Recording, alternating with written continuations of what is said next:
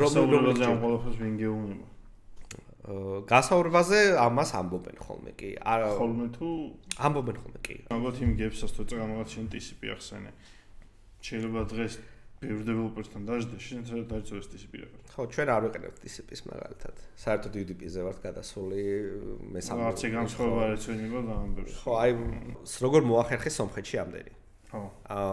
ჩვენ მახსოვს ყველა NVIDIA-ს ოფისიც ხო გახსნეს ახლა? არ ვიცი, შეიძლება. Microsoft-იც აქვს, NVIDIA-ც აქვს და უზამაზად ტექ კონფერენციები. ხო, მე მახსოვს რომ ერთ-ერთი დიდი ისეთი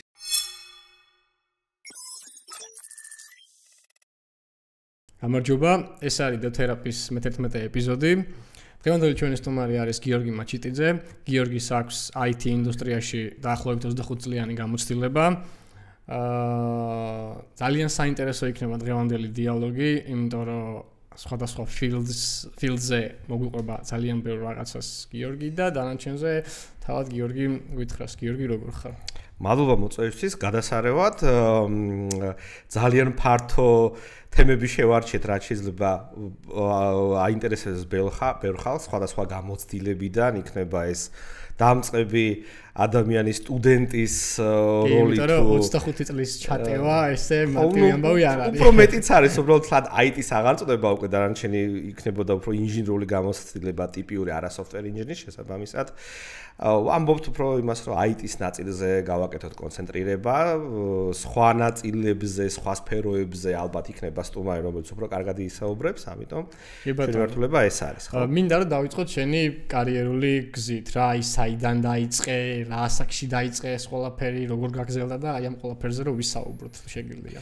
ხო, ნუ ესე იგი, კომპიუტერებით ყოველთვის დაინტერესებული ვიყავი და ისტორია ალბათ იმის დაიწყო, რომ მამჩენ უნივერსიტეტში ძალიან ესეთი აქტიური წევრი იყო იქაური კომუნიტის და ქონდა წდომა სხვადასხვა ტექნოლოგიებთან და მათ შორის იყო კათედრა, სადაც კომპიუტერებიც იყო და 3 წლის ასაკში უკვე შემეძლო რაღაც მენახა და ნუ რა თქმა უნდა ინტერესი გამიშდა მაშინვე და კომპიუტერებთან პირველი შეხება ეს იყო. მაგრამ იქიდან გამომდინარე 90-იანები გამოვიარეთ, რა თქმა უნდა ამის საშუალება არ არსებობდა იმ პერიოდში, როგორც კი ცოტა ამოვისუნთქეთ, უკვე მქონდა შესაძლებლობა უფრო ტექნიკურად დეტალურად გაცნობულიყავი ტექნოლოგიებს და ელემენტარული 8 მეგაბაიტიანი მანქანით დავიწყე ამ სფეროში რაღაცის შეცნობა, რა თქმა უნდა ელემენტარული პროგრამირების ენები იყო, მაშინ რაც შეგვიძლია ტურბო პასკალზე მუშაობა, რაღაც მსგავსი, აი დახატვაც კი ჭირდა ეკრანზე, ეგეც მახსოვს, იმიტომ რომ ვიდეოც რაღაც კილობაიტიანები იყო ჩემს ნოუთბუქში, რომელსაც ნაცრის ფერიც კი არ ქონდა, ან შავი იყო, ან თეთრი რა. მაგრამ ნოუთბუქი იყო სამაგიეროდ და შეგეძლო ეს 30 კილო თან წაგეღო იქით-აქეთ თუ გინდოდა ძალიან. ეს სადმე სახში გქონდა? სახში გქონდა, მაჩუქეს და რაღაც 7 დюйმიან ეკრანზე რაღაცას მაინც ვაკეთებდი და ნუ როგორც კი საშუალება მომეცა, ნუ მაშინ ძალიან კარგი რაც იყო იმ პერიოდში ფონდ ღია საზოგადოება საქართველოს გქონდა ინტერნეტი, შეგეძლო მისულიყავი იქ და 1 საათი რაღაც ინფორმაცია მოგეძია და მეც ფლოპი დისკებით მოვიძიებდი ხოლმე რაღაცას ჭირდებოდა, გადმოვწერდი, აპლიკაციები იქნებოდა ეს რაღაც წიგნები თუ სხვა რაზომები იყო ფლოპი დისკებში. 1 და 54. ეს უკვე განვითარებული ფლოპი დისკები იყო და 1.54 მეგაბაიტი ამ ხელა დისკში ძალიან კარგი იყო რა, მანამდე 720-ები ჰქონდა უფრო დისკებზე და უფრო დიდები არსებობდა. ეს დაახლოებით რომელი წელია, ბოდიში გაწყვეტილი. 2000-იანები არისო ჯერ კიდევ რაღაც 2000 დაახლოებით 2000 წელია ასე ალბათ იქნებოდა. მე ვფიქრობ, რა ზუსტად არ მახსოვს, მაგრამ ტიტანიკი უკვე გამოსული იყო.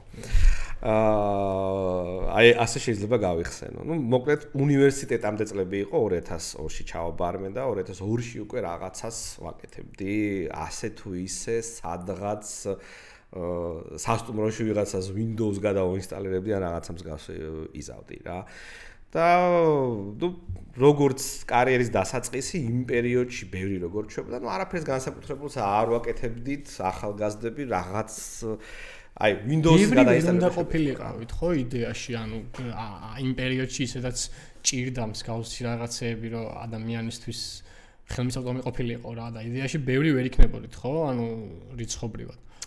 ალბათ არა, იმიტომ რომ არ მიჭირდა კლიენტის პოვნა, ასე ვთქვათ რა. ჩემი მიმართულება სხვა იყო, რითაც მუშაობდი უკვე იმ პერიოდში, ეხებოდა საკაბელო ტელევიზიებს საერთოდ, მაგრამ კომპიუტერულ ნაწილში საჭიროებიდან გამომდინარე, ვინაიდან ელემენტარული რაღაც ნიჭი მქონდა, აი Windows-ი გადავინსტალირე და ცუდად არ არის მთლად საქმე, კომპიუტერი მუშაობს იქ და ასე შემდეგ, უკვე შესაძლებელი იყო და ბევრი მიდიოდა მიმართულებით, მაგრამ ეს ნაკლებად ითვლება ჩემი აზრით პროფესიონალურ რაღაც სისტემადან მიდგომად, ხო? უბრალოდ იყო შემოსავლის წყარო ყველასთვის, მაშინ ელემენტარული და რა თქმა უნდა ზოგადი IT-ც განვითარებული არ იყო მსოფლიოში, განსაკუთრებით საქართველოში, ახლა აზია საუბარი. იმიტომ რომ განვითარება სჭირდება დიდი ორგანიზაცია, რაღაც საჭიროება, ხო? ბიზნესიდან უნდა მოდიოდეს იმის საჭიროება დიდი რამ აკეთო და ამის საშუალება რა თქმა უნდა ბევრგან არ იყო, ხო? და ეს მენეჯ სისტემებიც, არ არსებობდა ეს უფრო ბოლო 10-15 წლის ამბავია, რაც განვითარდა შედარებით კიდევ, ხო, ეგეც კი. შესაბამისად, ახლა რაზეც მუშაობდით, ეს Windows სისტემები იყო ხოლმე ძირითადად, Linux ვერ შეხვდებოდი, მით ახლა დესკტოპი არ არის და იმიტომ დღესაც კი. ამიტომ, რა ვიცი, დისკომფორტში ვიყავი ხოლმე, რა ყოველთვის გრძნობდი, რომ აი ეს უკვე რაღაც ცოტა სერვერულ ნაწილსაც ეხებოდი, იმიტომ რომ ოფისში ვიღაცას რაღაც ჭირდება, ხო, ელემენტარული განვითარების გზა არის, აი სისტემური ადმინისტრირებისკენ, რომ ბევრგან მუშავ, ცოტა ფულს მაინც აკეთებ, იმიტომ რომ მეტი არ შეგიძლია, ერთგან ბევრს არავინ არ გადაგიხდის, ხო? ანუ მაშინვე ვამჩნევდი, რომ ეს არ არის ისაც მე მომწონს. და ალტერნატივები თუ არსებობდა, ანუ მაშინ რადგან წილი ინფორმაცია იყო, ანუ ხო რთული იყო იმ ალტერნატივების პოვნა და ამდენ ცნობილი იყო ალტერნატივა, მაგრამ ალტერნატივა მაშინ ფაქტიურად გამოყენებაშიც არ არსებობდა, ალბათ მხოლოდ რა ვიცი, შესაძლოა თუ შეეხებოდა უდნავ რაღაცა მსგავს თავისი საჭიროებისთვის, ან რომელიღაც ქარხანაში თუ იქნებოდა რაღაც ინდუსტრიული სისტემა, ძირითადად რა თქმა უნდა კონტროლერებზე აგებული და რაღაც ბექში თუ იმუშავებდა სერვერული. ზოგადად ძალიან მცირე გამოყენება ჰქონდა, ანუ დომენური სისტემები, Windows-ის დომენი, ეგეც იშვიათი იყო ისტორიულად მაშინ და ამიტომ ალტერნატივებს არავინ არ ეძებდა. თანაც მეზობელ ქვეყნებში სხვა განვითარება იყო, ანუ დავშვი სომხეთი საერთოდ მყარი იყო, რუსეთში რა თქმა უნდა დიდი არის და სხვადასხვა მიმართულებები არსებობდა უკვე, მაგრამ საქართველოზე ეს პრაქტიკა ნაკლებად მისადეგია, იქიდან გამომდინარე, რომ ნაკლებად განვითარებულია და ნაკლები სერვისებია, ნაკლები ქარხნები არის, ან რაღაც საჭიროება, ხო? მაგრამ მე ვხვდებოდი, რომ ეს ის არის, რაც მე მომწონს, ეს არის ჩემი მიმართულება, იმიტომ რომ არ შეიძლება რაღაცას სულ ფუჭდებოდეს და ვერ გებულობდე რატომ. ხო, აი, ბევრი რამე ჩემს შინაგან ტექნიკურ წესრიგს ეწინააღმდეგებოდა იმ პერიოდში და ნუ აგრძელებდი ხარ, რა ვიცი, ცხოვრება ასეთია, ბევრი მეტი არაფერი არ ვიცი, არც წყარო მაგს და ჩვეულებრივად მუშაობდი, რაც შემეძლო ჩემი შემოსავალი.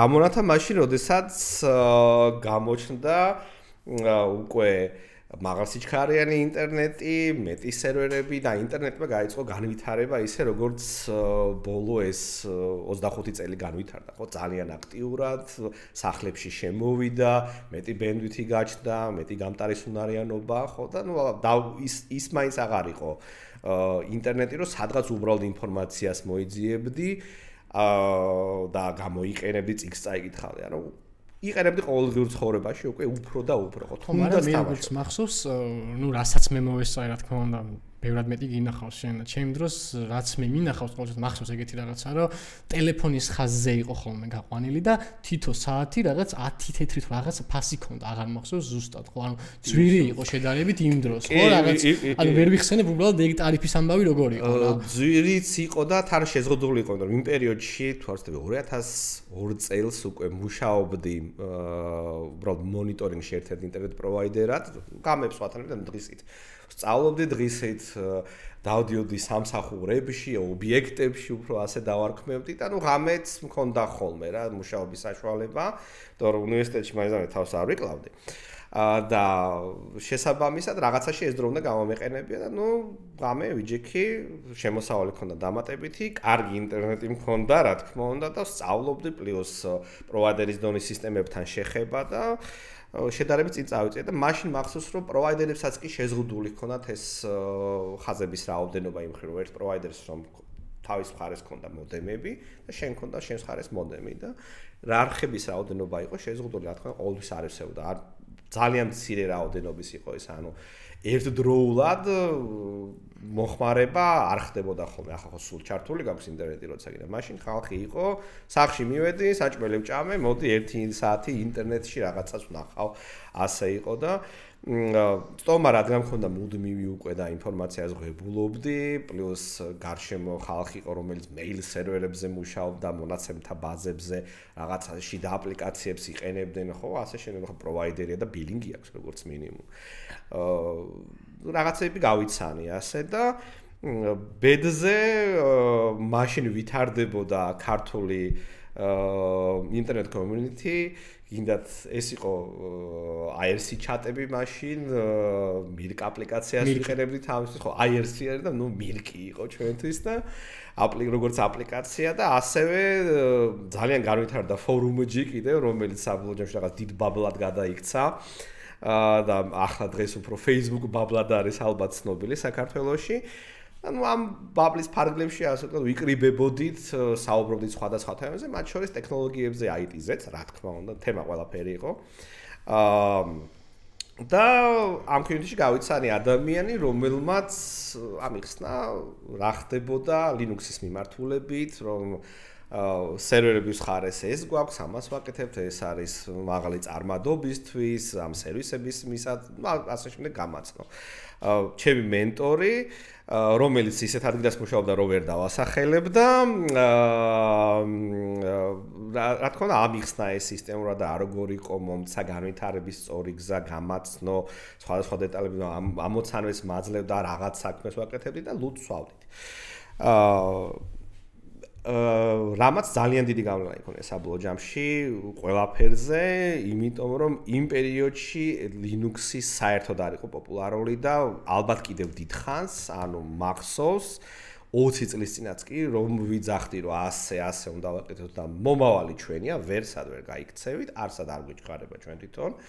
როგორც გავდიტყო და ჩემს კლიენტს არსად ეჩქარებაო და იმიტომ მაგვიანდებაო საგრადა ფამილიას შენებლობაო და ახლობით ისე ვიყავით ჩვენც არსად არ გვეჩქარება მოგვიწევს იმიტომ რომ იქ იდეოლოგია არ იყო ფულის კეთება Linux-ი როგორც open source soft-ი ისე ვითარდებოდა და soft-ი ვითარდებოდა იქიდან გამომდინარე რაც ხალხს სჭირდებოდა ხალხის სურვილიდან გამომდინარე და საჭიროებიდან გამომდინარე არა ბიზნესის მიმართულებიდან რომ ვიღაც რაღაცა მოაბა დროზე დღეს ფული გააკეთო და არა ხვალ რა ანუ ასე ვთქვათ ფულს ყველა აკეთებს ბიზნესიდან და საჭიროებაც ჩდება ხოლმე ბიზნესიდან იქაც ასე იყო მაგრამ სხვა ტემპები, სხვა ინტერესები და სხვა мотиваცია იყო და ეს мотиваცია რა თქმა უნდა დიდია მაგრამ მნიშვნელოვანი არის აქ software development-ის როლი თვითონ Linux-ის განვითარებაში და Linux ჩვენ არ ვიყენებთ ზოგადად. არავინ ჩვენ ვიყენებთ აპლიკაციებს, იმიტომ რომ Linux-ი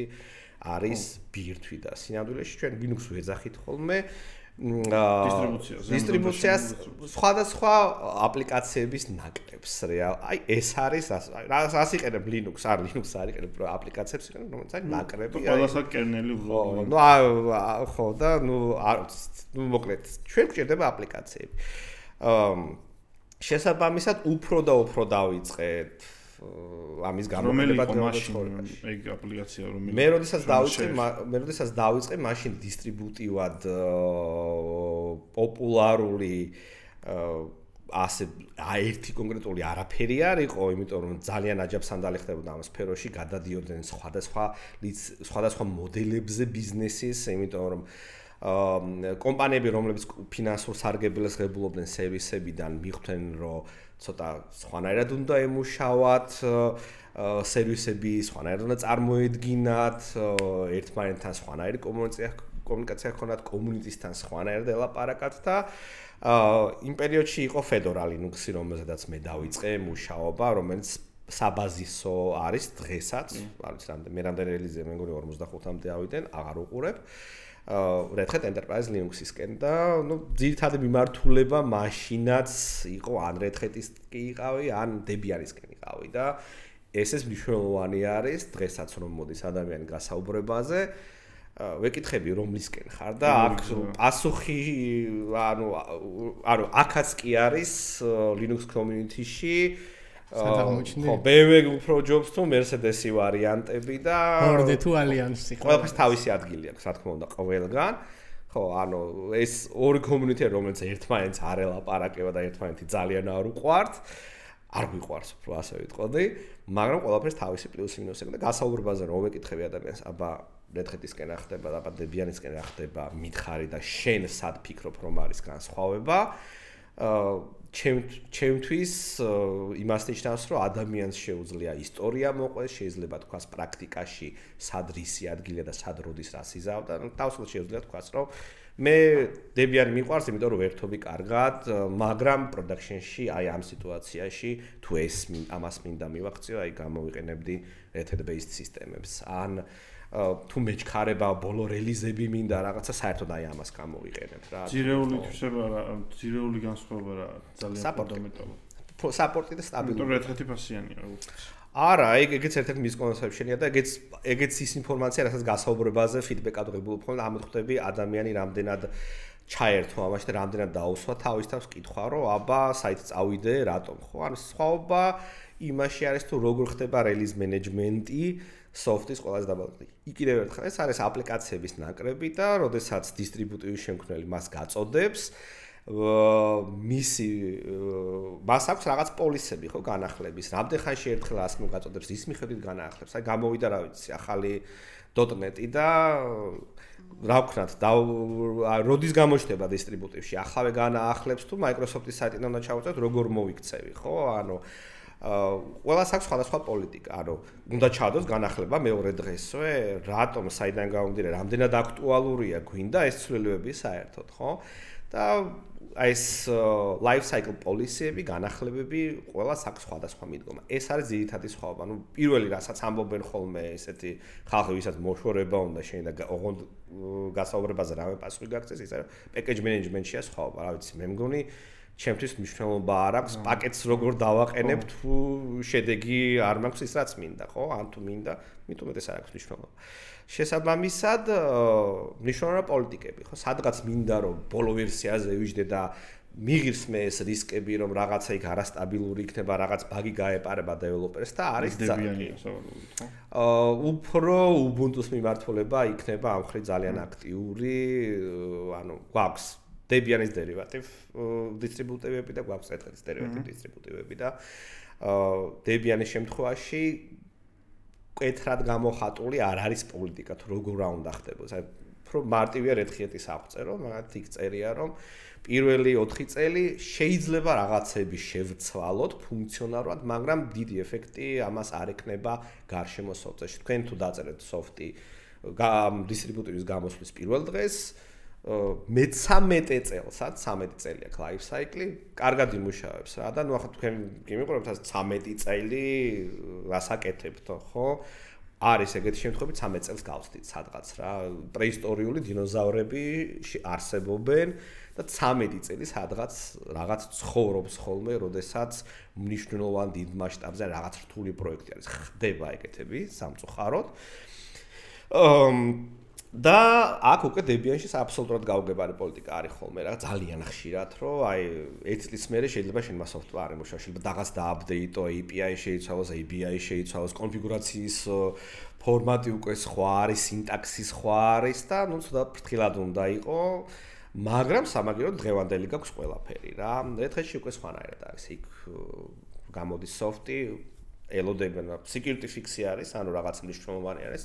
მოდი CVSS scoring შევხედოთ, ანუ soft-ს აქვს თავისი შეფასება ბაგიდან გამომდინარე, რამხელა იმპაქტია, რამდენად ადვილი არის, რომ ამ exploit-ი დაიწეროს, რამდენი ხელა იმის ალბათობა, რომ ეს საერთოდ მოხდეს ტიპიურ სისტემაში და ასე შემდეგ და ამის მიხედვით scoring-ი დგება რა. ახლა თუ არ აქვს მნიშვნელობა როგორ გარემოში გიყენია სისტემა ყველა ვარიანტში გატყდება, ну scoring-ი ექნება 10 რა და ეგ ნიშნავს რომ აი ახლავე მოდით ბიჭებო, ოღონდ ეს scoring-ი შევამციროთ რისკი მინიმუმზე დავეყვანოთ, იმიტომ რომ რა ვიცი, უკვე NASA-ში შევაყველა, ხო, ამ დონეზე თუ არის თემა და ეს რელიზი სწრაფად იქნება, მაგრამ დანარჩენზე შეიძლება დაფიქრდნენ, გადახედონ და ასე შემდეგ, მაგრამ რელიზიც ასე პირდაპირ არ გამოდის. იქ არის ძალიან საინტერესო პრაქტიკა არის ბექპორტინგი.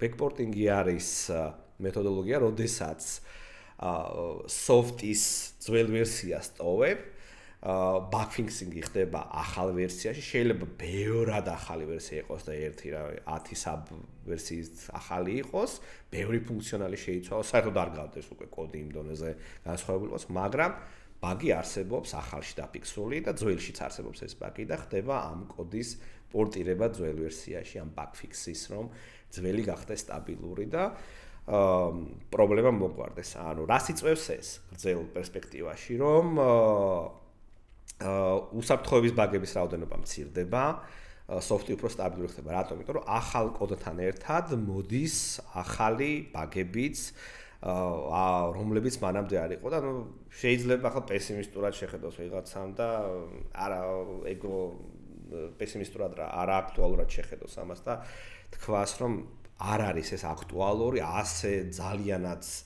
არაფერი იქ არ იცვლება და ასე შემდეგ და აქტუალური იქნება ყველას. არა, როგორც სტატისტიკა აჩვენებს და აქ არ არის საუბარი იმ სოც რომელსაც საშუალო სტატისტიკური medium business ორგანიზაცია დაუწერენ საქართველოში ან დიდ ქვეყანაში, არის საუბარი იმ soft-ებზე, რომელიც მასიურად გამოიყენება, რომელსაც масიურად community უყურებს, მილიონობით ხალხი უყურებს, მილიონობით ორგანიზაცია იყენებს.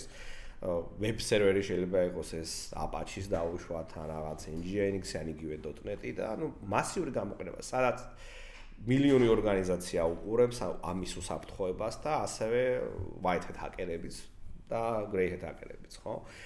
თუ ისინი ამჩნევენ იქ რაღაცას, წარმოიდგინეთ ჩვენთან რა ხდება, ხო? ამიტომ იქ თუ მუშაობს ესე იგი ყველგანი მუშაობს და როგორც პრაქტიკა აჩვენებს, ძალიან მშველის ეს 2 წლის შემდეგ დაახლოებით უკვე მასიური გამოყენების შემდეგ ძალიან სტაბილური ხდება ხოლმე ყველაფერი და რელიზები იმის გამო რომ რაღაც დაიფიქსა ძალიან იშვიათია. ეს ეხება უსაფრთხოების ბაგებსაც, ეს ეხება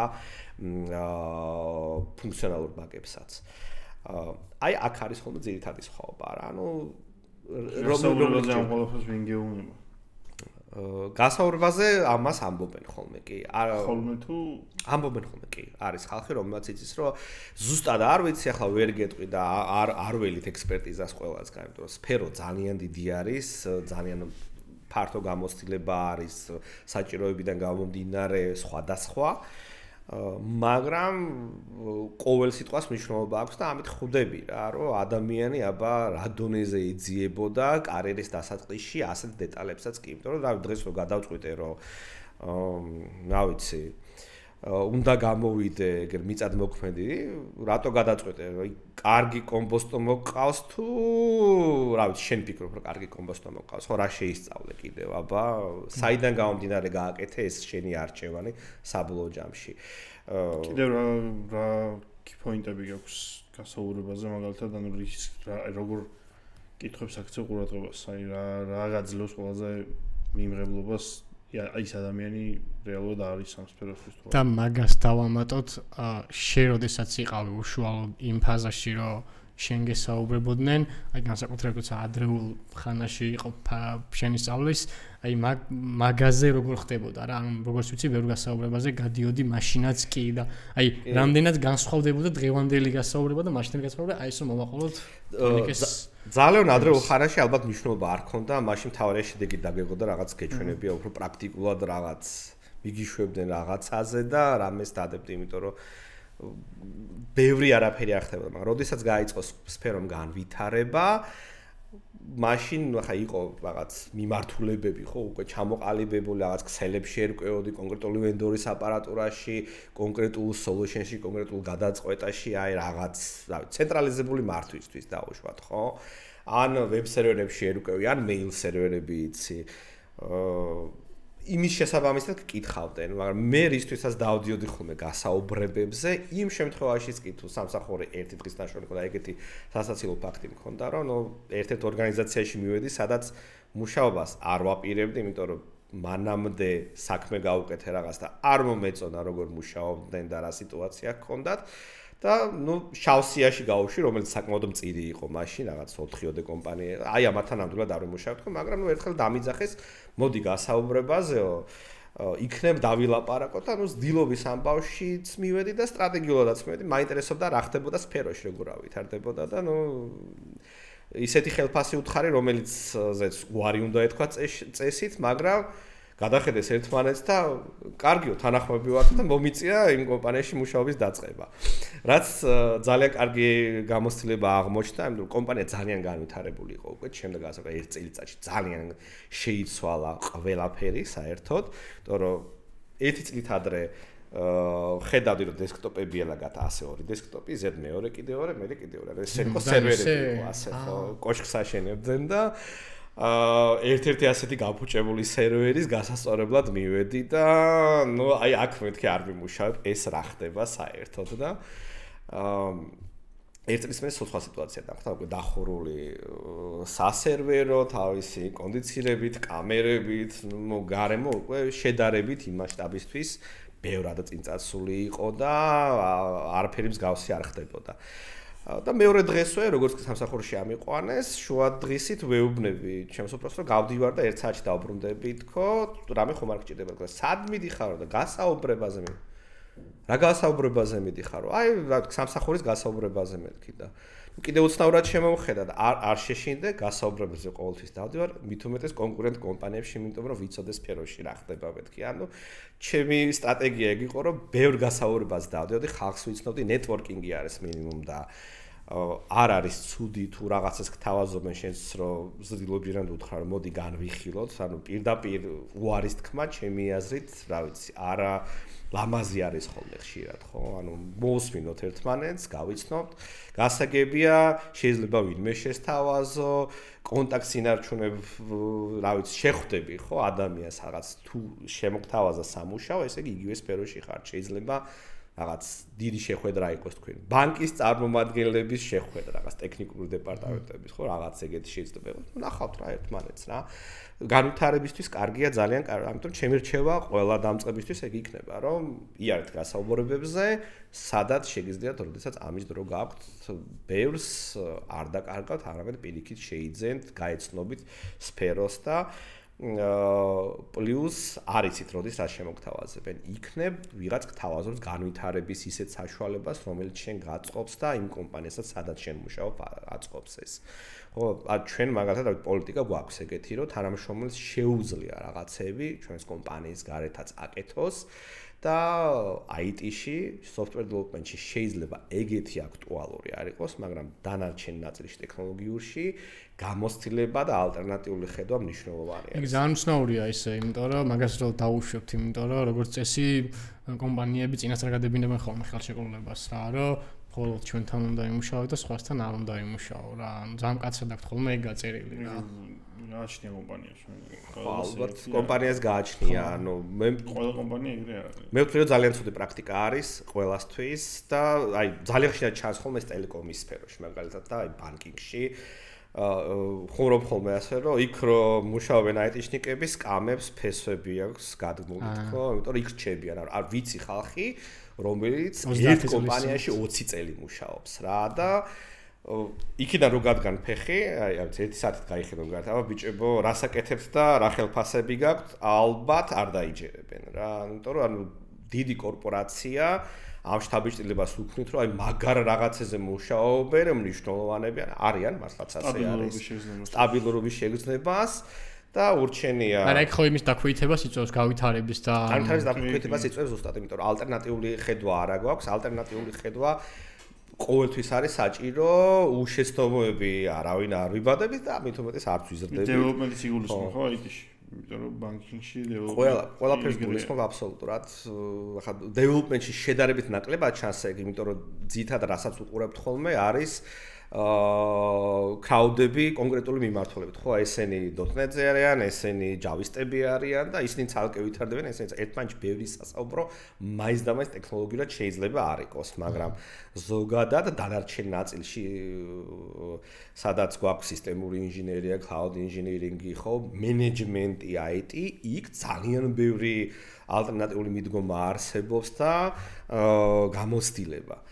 ამიტომ ჩემთვის მნიშვნელოვანი არის ხოლმე რომ თანამშრომელი რომელიც ჩემთან მოდის ჯერთი ამას ვერ აგრძალავთ და ვერანაირად ვერ გამოიკვლევთ თქვენი თანამშრომელი თუ და თავის სამსახურის შემდეგ ღამის 10 საათზე თუ ადგება და რაღაც ონლაინ პროექტს ამოქეკავს რომელშიც $1000 გააკეთებს და მისთვის ეს მნიშვნელოვანია და რა ვიცი იმასაც ისიც თქვენთვისაც შეიძლება იყოს ბენეფიტური ეს ბევრისთვის იმიტომ რომ ნუ თქვენ knowledge მოარგოს რაღაც knowledge მოარგებს არა ეგ პირდაპირ ბენეფიტია მაგრამ ახლა ირიბი ვისაც ფული ძალიან უყვარს და მაგაზე ფიქრობს მხოლოდ რომ აი ნაკლებს ითხოვს ეგეთი თანამშრომელი ხელფას რა იმიტომ რომ სხვა შემოსავლის წყაროს უტოვებ და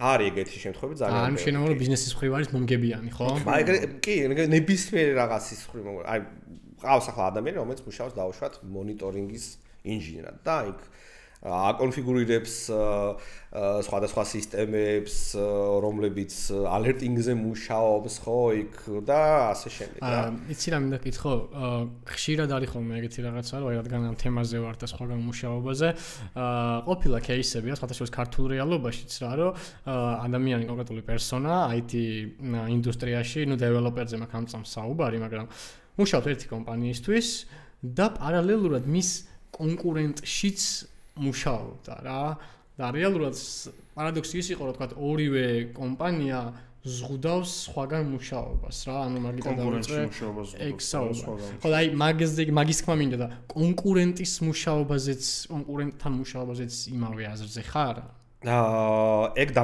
დამოკიდებულია კომპანიების პოლიტიკაზე და ურთიერთშორის შეთანხმებაზე თუ არის ეგეთი შემთხვევებიც რომ კონკურენტებზე მუშაობს ხალხი იმიტომ რომ ორივეს აწყობს თან, იმიტომ რომ ან ყველა დაიღუპება, ან ყველას კარგად ექნება საქმე და ამ ნაწილში ურჩევნიათ რომ წინ მიდიოდნენ საერთოდ ყველანი თანაბრად რა. პლუს არის პირდაპირ არაკონკურენტები, მაგრამ თუ ადამიანი ამას მიზან მიმართულად აკეთებს და მალავს ორივე მხრიდან, ჩემი აზრით არც ერთ სამსახურს არ იმსახურებს და მე პირადად კარიერაში ერთ-ერთი გადამწყვეტი რაც მქონე ალბათ რავი ერთი ნეტვორკინგი არის, რაც მნიშვნელოვანი იყო ჩემს კარიერაში, რომ ელემენტარულად ერთმა დამხმარებამ, რომელიც 2005 წელს თუ არ ვცდები, მომწერეს ფორუმ-ჯიზე ასე, რომ აი გჭირდება დახმარება, რაღაცას ვაკეთებთ, აქ სერვერის აწევა გვინდა და აი თან ძალიან გატეხილი ქართულით, ლათინურით ხო ვერ მეტყვი რა გავაკეთო და ნუ ადამიანს ავაწევინე ვებ-სერვერი რაღაცა საბოლოო ჯამში ახლა ამ ეს ადამიანი არის ჩვენი კომპანიის ბორდის წევრი და ნუ ისტორიულად ისე აღმოჩნდა რომ კარგმა დამოკიდებულებამ ანუ ჩემმა დაკარგულმა დრომ როგორც ხშირად ამომხრა რატომ და დავკარგო სხვაზე დრო რა ვიცი ისიც დაკარგავს შენზე ოდესღაც რა ანუ two way street არის რა და ხო და ასევე თუ რაღაცას ცუდს იზავ, შენც ცუდი მომენტი გექნება ხო? ნუ თუ გაქვს დრო და შეგიძლია, კაი კომუნიკაცია და რა ვიცი, ადამიანს დაეხმარე ადგომაში, ხო? ის ნეტვორკინგი იყო ეს და იმიტომ რომ შემდეგ შევხვდით ერთმანეთს სხვა საქმეები განვიხილეთ და განვითარდა ეს სფერო, ნუ ისინი დეველოპმენტისკენ წავიდნენ, მენეჯმენტისკენ, მე ტექნიკურ მხარეს და კიდევ ბევრჯერ შევხვდით ერთმანეთს და დღეს ერთ კომპანიაში ვართ. ნეტვორკინგი მეორე ამ ხრივ რომ მე მუშაობდი ერთ-ერთ კომპანიაში და დამიზახეს კონკურენტში, მაგრამ არ იცოდნენ რომ მე ეს გამოცდილება მქონდა და ნუ მაშინ მე ვუთხარი რომ ჩემთვის არაეთიკური არის თქვენთან მუშაობა, ზოგადად არც იმას ვიზავ რომ თქვენთან გადმოვალ სამუშაოდ, იმიტომ რომ კომპანია სადაც ახლა მუშაობ, ბევრი ჩელენჯი აქვს და ვითარდება და ვჭირდები ძალიან და არასწორი იქნება ჩემი დამოკიდებულება მათქი. ამიტომ დიდი ბოდიში ვარ უნდა განვაცხადო, არც იმას ვიტყვი იმ კომპანიაში რომ თქვენ შეხვდით, იმიტომ რომ თქვენც არიცოდით რომ მე მოვდიოდი და იმის თქმაც რომ გთხოვ ჩვენზე არაფერი არ თქვა, საჭირო არ არის. თქვენი საქმე იცით, მე ჩემი საქმე ვიცი, კარგად ბრძანდება წარმატებები. სადაც მუშაობდი ის კომპანია დაიშალა და ერთ კვირაში მივიღე ზარი, ახლა ხო გადმოხვალა. და ნუ ჩემი საქმიანობა გაგრძელდა ამ კომპანიაში, შემდეგ იმ ძველმა ორგანიზაცია, ისევ ის ძველმა ორგანიზაციაც გააგრძელა ცხოვრება, გამოცოცხლდნენ ისევ და დამირეკეს და არ გინდაო ჩვენთან იმუშაო და მე იგივე ვუთხარი, რომ ახლა ადრე არ წავედი, იცოდნენ უკვე ეს ამბავიც. ახაც არაეთიკური იქნება, რომ თქვენთან დავიწყო მუშაობა, პირიქით წავიდა ამბავი და კარგიო. ნუ მეორე დღეს დამირეკეს და მითხრეს, რომ ერთმანეთს ხელს არ უშევთ, ამიტომ ორივე განიმუშაოო. საფლაჭაში ორბაგი ბენეფიტი იყო ჩემთვის. ხო, ერთი სწორი გადაწყვეტა. ხო, ნუ ანუ პლუს უნდა გვახსოვდეს, რომ ნუ საქართველოში განსაკუთრებით ეს არის ძალიან პატარა სფერო, ყველა ერთმანეთს პატარა ქვეყანა არის და სახელის გატეხვა არ არის კარგი რა დიდ მასშტაბზეც კი თქვენ რა მიმართულებითაც იმუშავთ ჩათვალთ რომ სოფლიოში მიმართულებით ვიღაცასთან გექნებათ შეხება და სადღაც ამბავი აუცილებლად გავარდება people talk ამიტომ არაეთიკური მიმართულებით მუშაობა არავის არ ურჩევ ასე ნუ კარგი ტიპები იყავით სწორად მოიქეცით კარგად მოიქეცით პატიოსნად და შესაბამისი სამსახურებიც აარჩევთ თუ რაღაც არ მოგწონთ თქვით მე ეს არ მომწონს მოდი გამოვასწოროთ კი სისტემის კი მეც ეგრე მინდა შენ ხო ან წეგან მაგალითად ბევრი ვახსენეთ სისტემ ინჟინერინგი cloud ინჟინერინგი ბევრი ვახსენეთ და ძირითადად რადგან ჩვენც საკმაოდ ბევრი დამწყები გვიყურებს შემთხვევაში ტერმინოლოგიაში ვიჭედებით ხოლმე თან დღევანდელი თემა ცოტა განსხვავდება სხვა პოდკასტების დღეს არ ვეხებით მხოლოდ software ინჟინერიას და რაღაც უფრო გარეთ გავოდით და უბრალოდ ერთი-ორი თქვით რომ ახსნათ რა განსხვავება სისტემ ინჟინერინგში, cloud ინჟინერინგში და ზოგადად DevOps-ი ამ ბოლო წლების განმავლობაში ძალიან ესეთი პოპულარული ტერმინი არის და როლი და ბევრს არ ესმის ამ როლის მიზანი რა არის და არსი რა არის და ამის გარშემო რომ ვისაუბროთ უბრალოდ რომ ხალხს წარმოიდგინოს შეუქმნა. კი, აი misconception-ი რო არსებობს DevOps-ზე, რომ ყველაფერში კი ის არის რა, ანუ აი ამ ჭისირებულთაც რო ვთქვათ რა, იმიტომ რომ ბევრმა დაგვიწერა რომ DevOps-ი რა არის, ვიღაცა მოიყვანეთ DevOps-ი ვინც არის რა და ვიცი რომ ამაშიც გარკვეული ხარ ძალიან მაღალ დონეზე. ანუ DevOps-ი ახალი ტერმინია და ადრე ვინც სისადმინები იყო, მაგას ნიშნავს თუ არა და სისადმინი დღეს რა როლში არსებობს კომპანიებში და ასე შემდეგ რა ამებში რო ჩავიდეთ. თავად რაც უნდა გავიგოთ ის რომ DevOps-ი არ არის პოზიცია ან როლი, ეს არის პრაქტიკა. ანუ DevOps ინჟინერინგი არის DevOps ინჟინერინგი ეს არ არის ადამიანი. ვინ ხარ DevOps-ი? არა, DevOps-ი პრაქტიკა არის, ანუ რომელიც აიგო software development life cycle-ის შემდგომ განვითარების ნაწილი არის. ანუ აბა როლი როგორ არსებობს? როლი არის DevOps ინჟინრის, ხო? ანუ რა ხდება პირველი შეცდომა ეგ არის ხოლმე რომ ყველას DevOps-ი ავიყვან, არ DevOps-ი არ უნდა პროცესი უნდა დაერგო ჯერ რომ აი რა უნდა აკეთოს იმან, ხო და ადრე გქონდა ასეთი მომენტი რომ ყავდა სისტემური ინჟინრები რომლებიც all-in-one ხალხი იყო, იმიტომ რომ ცოტათი უნდა შეეხოს ქსელებს, ცოტათი უნდა შეეხოს იმას და კარიერიდან გამომდინარე, ზდიდან გამომდინარე software development-აც რა ვიცი turbo pascal-ზე კოდი შეიძლება უწერია, იმიტომ რომ ახლა დიდი დინოზავრი იქნებოდა და რა ყველაფერი ასე თუ ისე ესმის და სისტემური ინჟინერები მაშინ ვიყავით ხალხი, რომელსაც დიდი გამოცდილება ცოტა-ცოტა ყველგან, ანუ ჰქონდა ხოლმე და ორგანიზაციაში სადღაც შავყუთად იდო კუთხეში და არავინ არ იცოდა რას აკეთებდა, ხო? იმიტომ რომ ჩვენ გვეჭირა ხოლმე ყველაფერი აპში. და თუ გჭირდებოდა soft-ის დანერგვა, დეველოპერი დაწერდა აპლიკაციას, რომელსაც მიაწოდებდნენ იქ, რა ვიცი, სისტემურ ადმინისტრატორს, ის დაადეპლოიებდა, დააგდებდა სადღაც, დაარესტარტებდა, ან კიდევ თვითონ software developer-ი იზავდა ამას, იმიტომ რომ ეს იყო ძველი დრო იყო, მაშინ არ არსებობდა სწრაფი რელიზები, ისე როგორც დღეს არის, უსაფრთხოებას ისე არ უყურებდით, სისტემები სადაც ეს ყველაფერი დგებოდა იგივენაირი არ იყო, ტემპი აბსოლუტურად ყველაფრის software development-ი სხვა იყო რა, ეს პრაქტიკები, რომლებიც დღეს გვაქვს, რომ შეგვიძლია ყოველ ერთ საათში რაღაც დავარელიზოთ, ტესტოთ, არ იყო და განვითარებამ software development-ის გამოიწვია ისო, დაგჭირდა ხალხი, რომელიც იმუშავებდა შემდეგ ამ ორი ნაწილის სწორად გაერთიანებაში და სინქრონიზაციაში, ხო? DevOps ინჟინერების მოვალეობა რა არის დღეს და იქაც შეიძლება ბევრი მიმართულება შეხვდება. DevSecOps-ი და ასე სხვადასხვა პრაქტიკები არის, რომელიც მორგებულია software development life cycle-ის გარშემო. ანუ გამოდის სოფტი, რა ეტაპი უნდა გაიაროს, ტესტირება უნდა იყოს ავტომატიზირებული, რელიზები უნდა გქონდეს, კონკრეტული ვერშენინგი, შემდეგ სანდა წავიდეს, ხო, არ ვიცი, უსაფრთხოებაზე დავტესტოთ, დავადეპლოიოთ კონკრეტულ გარემოში, ავტომატიზაცია გავაკეთოთ ამ ნაწილის და მე პროდაქშენში გადადეს, როგორ ხო, ანუ მთელი ეს პროცესები როგორ უნდა ხდებოდეს, ამის გარშემო მუშაობენ ხოლმე DevOps ინჟინერები. პრაქტიკის როგორც მენეჯმენტ პრაქტიკის პრაქტიკულამდე მისაყვანად რა ეს არის მათი დანიშნულება და რა თქმა უნდა ამ პროცესში უწევთ აპლიკაციის ხარეს ცოდნაც, იმიტომ რომ რა კონფიგურაცია გაქვს, ზოგადად დიზაინი არის რაღაცა, ასევე გარემოების ცოდნა, პრაქტიკების ცოდნა, უსაფრთხოების ნაწილში რაღაცა შეიძლება შეხედონ, ვიღაც კონკრეტული ადამიანი იყოს მიმართულებით იმაზე მუშაობდეს გაატარო. ანუ მთელი ამ life cycle-ის გარშემო უწევთ ხოლმე მუშაობა.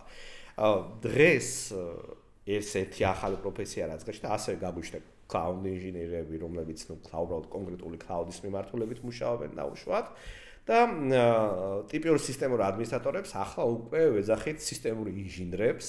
ანუ ის ხალხი cloud-ზე მუშაობს, დამატებით არის ყავს კიდევ ცალკე არის, რა თქმა უნდა ყველას გადაფარვა ყოველთვის ხდება, მაგრამ დღევანდელ განვითარებაში ზუსტად როდესაც კარიერულად იწყებს ვიღაცა ცხოვრებას და მიხვდა რომ არა მხოლოდ უნივერსიტეტი არსებობს და დაამთავრა და რა უნდა აკეთოს მერე, DevOps ინჟინერი გახდა თუ სისტემური ინჟინერი, ხო? ამ გასაყარზე უკვე ასეთი სტატისტიკა არის და ასეთი მდგომარეობა არის. დღეს იქიდან გამომდინარე რომ software development ძალიან განვითარდა და მოთხოვნა არის ამ პროცესების დაალაგებაზე, ძალიან მოთხოვნადია DevOps ინჟინერების პოზიცია და ცოდნა მაღალი დონის არ არის ხოლმე საჭირო, მაინც და მაინც ამ შემთხვევაში ყველაფერში. ამიტომ ახალგაზრდები ხშირად ამ მიმართულებით მალე 2 წელიწადში უკვე ფულის შოვნას იწყებენ საკმაოდ კარგად რა. მაშინ, როდესაც სისტემურ ინჟინერს ან სისტემურ ადმინისტრატორს მთელი კარიერა აქვს აწყობილი და შეიძლება 7 წელი დაჭირდეს, მაგრამ იმ 7 წელიწადში უფრო მეტ 7 წლის შემდეგ უფრო მეტი ცოდნა ექნება და უფრო დიდი შემოსავალი ვიდრე DevOps ინჟინერებს და უფრო ვიწრო არის DevOps-ის ნაწილი, როგორც შედარებით ვიწრო ვერ ვიტყოდი, ალბათ უფრო ის მომენტი არის, რომ სიღრმისეული ფუნდამენტალური ცოდნა ნაკლებად საჭირო არის იმისთვის, რომ ავე აპლიკაცია დაადეპლოიო, ხო? აი ეს არის ძირითადად. მაგასთან ისიც ემატება, რომ cloud-ი ძალიან იცვლება ყოველ წლიურად, ყოველ რაღაც ახალ-ახალი აპდეიტები და აპგრეიდები გამოდის და მასაც სჭირდება, რომ თქვათ ეს აითვისოს, რომ იცოდეს, თქვათ, ბოლო ვერსიაში რაღაც კონკრეტულ გარემოზე რა როგორ მუშაობს. ეგეც ხო არის ერთ-ერთი. ეგეც არის, რა თქმა უნდა, რაღაც ახალი გამოვიდა, ამბობ შემდეგ. ან ბოლო-ბოლო ის ბოდიში გადავწყვეტინე cost management-ის ნაწილიც რო არის და მოკლედ ამაზე იდეაში შეგვიძლია მე ვისაუბროთ cloud-ის უფრო სიღრმისეულ იმებზე რა. მაგრამ ეგეც ხო მნიშვნელოვანია, რომ თქვათ subscription-ები იცოდეს, რომ რა კონკრეტული storage account-ი თქვათ, რომელი subscription-ით აიღოს, სწორად განაწილოს თანხები პირობითად. ეგ უფრო იქნებოდა FinOps-ის ნაწილი და FinOps-ის საინტერესო პრაქტიკა არის, რომელიც იმას გულისხმობს, რომ ყველა მისი სისტემა რაჯდება, ვერც დამალავ, ახლა ვერ იტყვი, რომ ვიცი რა, თქვენ სერვერზე, ჩვენი ორგანიზაცია თქვენ სერვერში იხდის $1000, ხო? დაუშვათ შეიძლება დისკაუნტი ქონდეს და 500 იხდიდე. მაგრამ ზოგადად სტატისტიკა აქვს ადამიანს, იმიტომ რომ ფარული არ არის ეგ ფასები და იცის რომ აი Amazon-ზე ეს დაჯდება 1000 და ფარდობაში რაღაცას მიხვდება, რომ უკეთეს აკეთებს თუ ცუდს. გამჭვირვალობა ფინანსური ამ ხრივ. დატვირთვაზეც ხო არის მან საუბარი, რა თქვა? რა თქმა უნდა, კი, ანუ FinOps ტულებს თავიდან ამბობ, ზოგადად ერთ-ერთი პრინციპი ეგ არის, რომ ყველა თავის ნაწილში იცის რა ხარჯები არის და სად შეიძლება ოპტიმიზაცია კეთდებოდეს. სწორი მანქანა არჩია, სწორი სიმძლავრე აიღო, მეხსენება მეტი უნდა ნაკლები პერსპექტივა ზრდის როგორ არის, რაზე შეიძლება დისკაუნტი მიიღო, რა არის დროებითი, რა შეიძლება ღამე გატიშო, დღისით გატიშო. რამდენად scalability გინდა. ხო, scalability გინდა, არ გინდა, აქვს თუ არა აზრი რეზერვაციას დავუშვათ, შეიძლება შენ კონტრაქტი გააფორმო კომპანიასთან, მოდი 3 წლის განმავლობაში აი ამ თანხას გადაგიხდი და უფრო ფასდაკლება მომეცი, ხო? აი სტრატეგია როგორი იქნება, შენი დღესა გინდა, რა გჭირდება და ხვალ რა სიზაო, როგორ ტიპის მანქანებზე გადახვალ. შენთვის მნიშვნელოვანი არის თუ არა წარმადობა ამ მიმართულებით, ანუ ეს ყველაფერი უკვე FinOps-ის გარშემო ტრიალებს და DevOps-ი ახლა პირდაპირ როგორ შეიძლება ერთვებოდესო, მაგრამ ჩვენ გვაქვს ორგანიზაციაში ეგეთი რაღაც გათვალისწინებული, როდესაც ახალი მანქანა იწევა კონკრეტული პროდუქტისთვის, სისტემას კოდის დონეზე არის ეს, შეუძლია გავარდეს ერთ-ერთი ტულის API-ს კითხოს, აბა როგორი მანქანები გვაქვს ახლა ზედმეტი ხომ არ არის რამე დარეზერვებული, რამე რესურსი ხო არის, რომელიც იაფად შეიძლება შენთვის იყოს ხელმისაწვდომი და ის იმ ტიპის მანქანა გაუშვას კლასტერში, რომელიც უფრო იაფი არის მონაცემებიდან გამომდინარე რა, აი დინამიურად, ანუ პირდაპირ ხელით არ მიუძღვით ვიღაც ასეთი რაღაცაც კი ხდება. ეს შედარებით ახალი მიმართულება არის და ოპტიმიზაციებში ძალიან ეხმარება ორგანიზაციებს უკვე მაშინ, როდესაც ხარჯები ძალიან დიდი არის. ანუ თუ ტულები, რომლებიც დავუშვათ cloud-ის ხრევ ამას დეტალურად უყურებენ ხოლმე, არ არის მოწყობილი რაღაც უფრო pay as you go ვარიანტით, როგორც წესი მიაქვთ ან რაღაც პროცენტი, ადრე იყო ხოლმე ეგ pay as you go ვარიანტში მიქონდათ 1, 2, 3% მთელი ხარჯიდან, მაგრამ დღეს უკვე რაღაც მინიმუმი გეპი არის ხოლმე $20,000 და დავუშვათ და დამწყებ ორგანიზაციას $20,000 ამაზე არც დახარჯავს, არც აზრი აქვს, იმიტომ რომ კადრებს მაგისთვის არც ალია, სულ ხუთნი არიან. შესაბამისად FinOps-ი უფრო იწყება ხოლმე დიდ მასშტაბებში, მაგრამ ამავე დროს ფინანსური ოპტიმიზაციების გაუთვალისწინებლა ორგანიზაციის ცხოვრების დასაწყისშიც ძალიან მნიშვნელოვანია, რომ სულ აქვს ამ პატარა კომპანიას 5 კაცი მუშაობს, ბიუჯეტი $2,000 და ყოველი $1 ფასობს რა და როგორ მოვიქცეთ ახლა ხო რას უნდა შევხედოთ და მის კონსეპტს მაგრამ მაგ შემთხვევაში მე საერთოდ მგონია რომ cloud-ი ძალიან overkill-ია და უბრალოდ სულელია ეს ვამისად მაქსიმალურად მინიმალისტური MVP-ისთვის რაც საკმარისი იქნება პატარა სერვერი და რაღაცა რაც იაფი იქნება ეგ ალბათ მომგებიანი ყველაზე არ არის ასე მოდით დავფიქრდეთ როგორ ორგანიზაციას რო ვაკეთებთ რა გვინდა დარწმუნებული ვართ იმაში რომ ჩვენ მიზანს მივაღწევთ ანუ რა არის ტარგეტი ხო თუმცა ჩვენ ვამბობთ რომ 1 წლის განმავლობაში შევეცდებით ყველაფერი გავაკეთოთ და ვიცით მინიმუმ ეს რესურსი დაგჭირდება მოდით დავარეზერვოთ ეს და წინასწარ ვთქვათ რომ ყოველთვე გადავიხდით ფიცაო $500, ოღონდ ჯამში დამიჯდეს 10-ის მაგივრად 5,000, ხო? ტიპიური მაგალითია. ან Azure-ი მოვა და მეტყვის, რომ რადგან დამწყები ორგანიზაცია ხარ, აგერ Microsoft-ი 30%-იან ფასდაკლებას მოგცემს, ხო?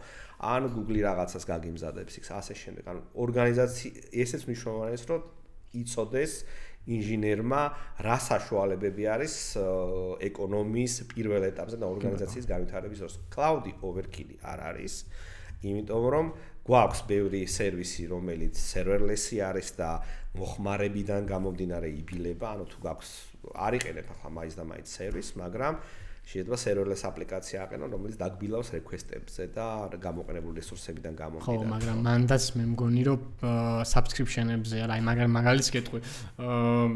AWS-ი დიდად არ ვიცი, რომ Lambda მე მგონი იმის Azure function-ის equivalent-ი რა როგორც მახსოვს რა და მან როგორც მახსოვს subscription-ზე არის ეგეც კი დამოკიდებული, იმიტომ რომ dedicated plan-ით კი შეგიძლია იმას აკეთო, რომ როდესაც წინასწარ იცი და predictable არის შენი ეს pay to go არ იყოს და per request-ი არ დაგჩარჯოს რა. შესაბამისად საერთოდ მივალთ მაინც იქამდე რაც შენ თქვი რა, რომ წინასწარ დაავჯდეთ და რაღაც ვიცოდეთ რამდენად ჭირდება ეს მოდელი თუ ეს ამ ყველანაირი საშუალება არის სინამდვილეში, ანუ როგორც გაგიხარდება, როგორც გაწოს, ანუ უნდა გვახსოვდეს, რომ ხალხი რომელიც ამ პროდუქტს ყიდის, მოთხოვნიდან გამომდინარე, ფიქრობს და მისი მიზანი არის, რომ არ წახვიდე და როგორმე გამოიყენო, ცოტა მაინც გადავხადო, თუ მეტი არ შეგიძლია და იმ ცოტასთვისაც რაღაცას გთავაზობს ყოველთვის რა. ეგ არის ყველაფრის აზრი, მათ შორის managed service-ების, თორემ გვექნებოდა ჩვეულებრივი ვირტუალური მანქანები დღესაც და გვეყოლებოდნენ სისტემური ადმინისტრატორები, რომლებიც ყველაფერს ხელით აწევდნენ, ბაზას დაგიყენებდნენ, მერე database ინჟინერები გვეყოლებოდნენ, რომლებიც backup-ებს შეხედავდნენ ხოლმე და ცალკე კიდე 30 მონიტორინგ ინჟინერს დავაყენებდით ასე კამერებით, რომ ყველაფერი ნამდვილად კარგად მიდის თუ არა, ხო? Managed service-ები იმიტომ არსებობს, რომ საქმე გაგვიმარტივდეს და ავირჩიოთ ასე თუ ის პროდუქტი და იქიდან გამომდინარე, რომ cloud-ი რასახითაც დღეს არის თავიდანვე არ იყო ხელმისაწვდომი, ინტერესი ყველას ჰქონდა, რომ რაღაცა მაინც დაეწყო, ხო, პატარა კომპანიებს პირველ რიგში და ამიტომ მათთვის ეს სერვისები გაჩნდა და ამიტომ არსებობს ასეთი subscription-ები, რომ შეგიძლია ფული ხადო იმკიდან გამომდინარე, რასაც ეხლა on-demand სერვისები იქნება, ეს serverless-ი, თუ discount პროგრამები, თუ რეზერვაციები, თუ savings პლანები, არ აქვს მნიშვნელობა, ანუ მეორე მხარეს კომპანია იცის, რომ თქვენ ალტერნატივა გაქვთ და ურჩევნია რომ ცოტა მეტი გადაგხსნა ისიც მოერგება რა ანუ რა მასშტაბისაც არ უნდა იყოს და რამდენსაც არ უნდა ხარჯავდეთ ყოველთვის შეგიძლია თუ დაელაპარაკოთ მეორე მხარეს და რადგან ხო შენ თუ ამას არ გამიკეთებ სხვასთან წავალ და აბა რა სიზა მოდი შემომთავაზე რაღაცა დაველაპარაკოთ ბიზნესი არის ყველა და ყველასთვის მნიშვნელოვანი არის რომ თანამშრომლობა კარგი იყოს და შეეცდებიან აუცილებლად რომ დაგეხმარონ იმაში რომ შენ განვითარდე, იმიტომ რომ პატარა კომპანიებიდან ბევრ ფულს ვერ გააკეთებ და ამიტომ შენი განვითარება მისთვისაც საინტერესოა. რადგან როლებზე ვსაუბრობთ, მე მაინტერესებს ესეთი როლი, ეს როლი საერთოდ დავიცოდი რომ არსებობდა რაღაც ფორუმზე ვნახე, ტიპი უბრალოდ ძალიან ბევრ პასუხს სცემდა ხოლმე ხშირად ტოპიკებს და ეს როლი ეწერა და მივხვდი რომ ძალიან general ცოდნა ქონდა ყველაფერს მიმართ რა. ანუ SRE, ანუ Site Reliability Engineer. ანუ ეს ვაფშე რასაკეთებს და საერთოდ გვაქვს თუ არა საქართველოში ეგეთი როლის საჭიროება დღეს კომპანიებში? ეგეც ერთ-ერთი მიმართულება არის, რომელიც Google-მა შექმნა, ანუ Site Reliability Engineering-ი და პარალელურად ეს შეიძლება იჯდეს, ანუ დამატებითი როლი იყოს და არა ძირითადი, რითაც კომპანია იხელმძღვანელებს და გააჩნია ესე ორგანიზაციის საჭიროებებს რა, ანუ წავა იმ მიმართულებით, არ წავა, მასშტაბის შესაბამისი, აქ პროდუქტის მიმართ მოთხოვნილება ეგეთია, აქვს თუ არა შესაბამისი მეტრიკები. ანუ ესეთი თვითონ სიტყვა გვეუბნება, ხო? Site Reliability Engineering-ი, ანუ reliability აქ შუაში არის, ხო და ამ როლის დანიშნულება ზუსტად ის არის, რომ მეტრიკებიდან გამომდინარე ხედავდეს სად უნდა მიექციოს ყურადღება იმას, რომ ასეთი შედეგი დაიდოს კომპანიის პროდუქტებში რა. ზოგი მირჩევს სამმართველობას, ზოგი არა. ჩემი აზრით მნიშვნელოვანი არის ეს პრაქტიკა. თუ ორგანიზაცია დიდია და უკვე ყავს მინიმუმ 10 ინჟინერი, სისტემური პლუს DevOps ინჟინერები, რომლებიც არიან უკვე ჩართულები აქტიურად ძალიან დიდ გუნდში. ოკეი.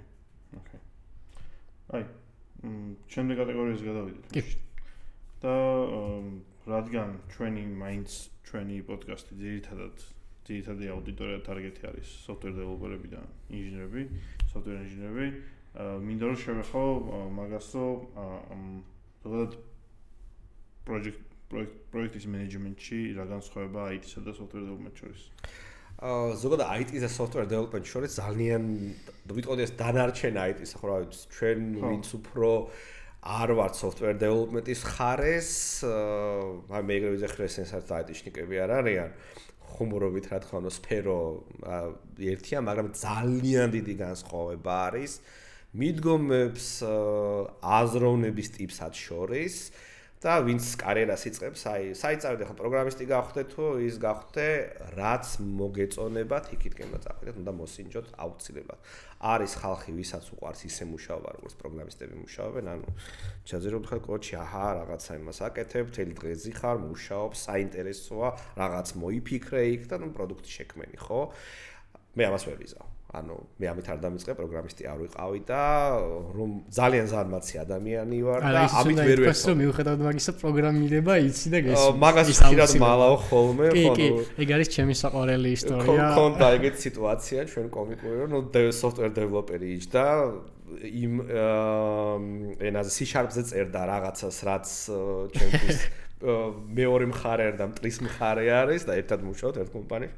წერს რაღაცას წერს და ნუ არ გამოზდის და გაიწია ხო ერთი წამით მეთქი და ნუ გავაგრძელე კოდის წერა დაუწერე და ნუ ამან ასე გამომხედა და არავის არ უწევს. ხო ანუ ხო არის არ არის ეს რაც ჩვენ მოგწონს რა ანუ ყავს ხალხი ჩვენს კომპანიაში სისტემური ინჟინრები რომლებიც რა ვიცი მიკროსერვისებს წერენ იმიტომ რომ აი რაღაცის მართვა რო დასჭირდა სისტემაში გაიმარტივა საქმე და დაეზარა დეველოპმენტისთვის ამოცანეს მიცემა და გააკეთა თვითონ აწყო ხო მაგრამ სხვანაირი მუშაობის სტილი არის ეს რა თუ დააკვირდებით სისტემური ადმინისტრატორები სისტემური ინჟინრები არის ხალხი რომელსაც ყველაზე იშვიათად ნახავთ ხოლმე ორგანიზაციაში და ძირითადად კომპანიის თანამშრომლებმა არ იციან ესენი საერთოდ მინარი არის არ უნახავთ არაფერი შეიძლება სამსახურში არც მოდიოდნენ ხოლმე იმიტომ მიზანი ცოტა სხვა არის ხო არ ბიზნესთანაც არ უწევს ურთიერთობა ახლა software developers ჭირდება იქ რომ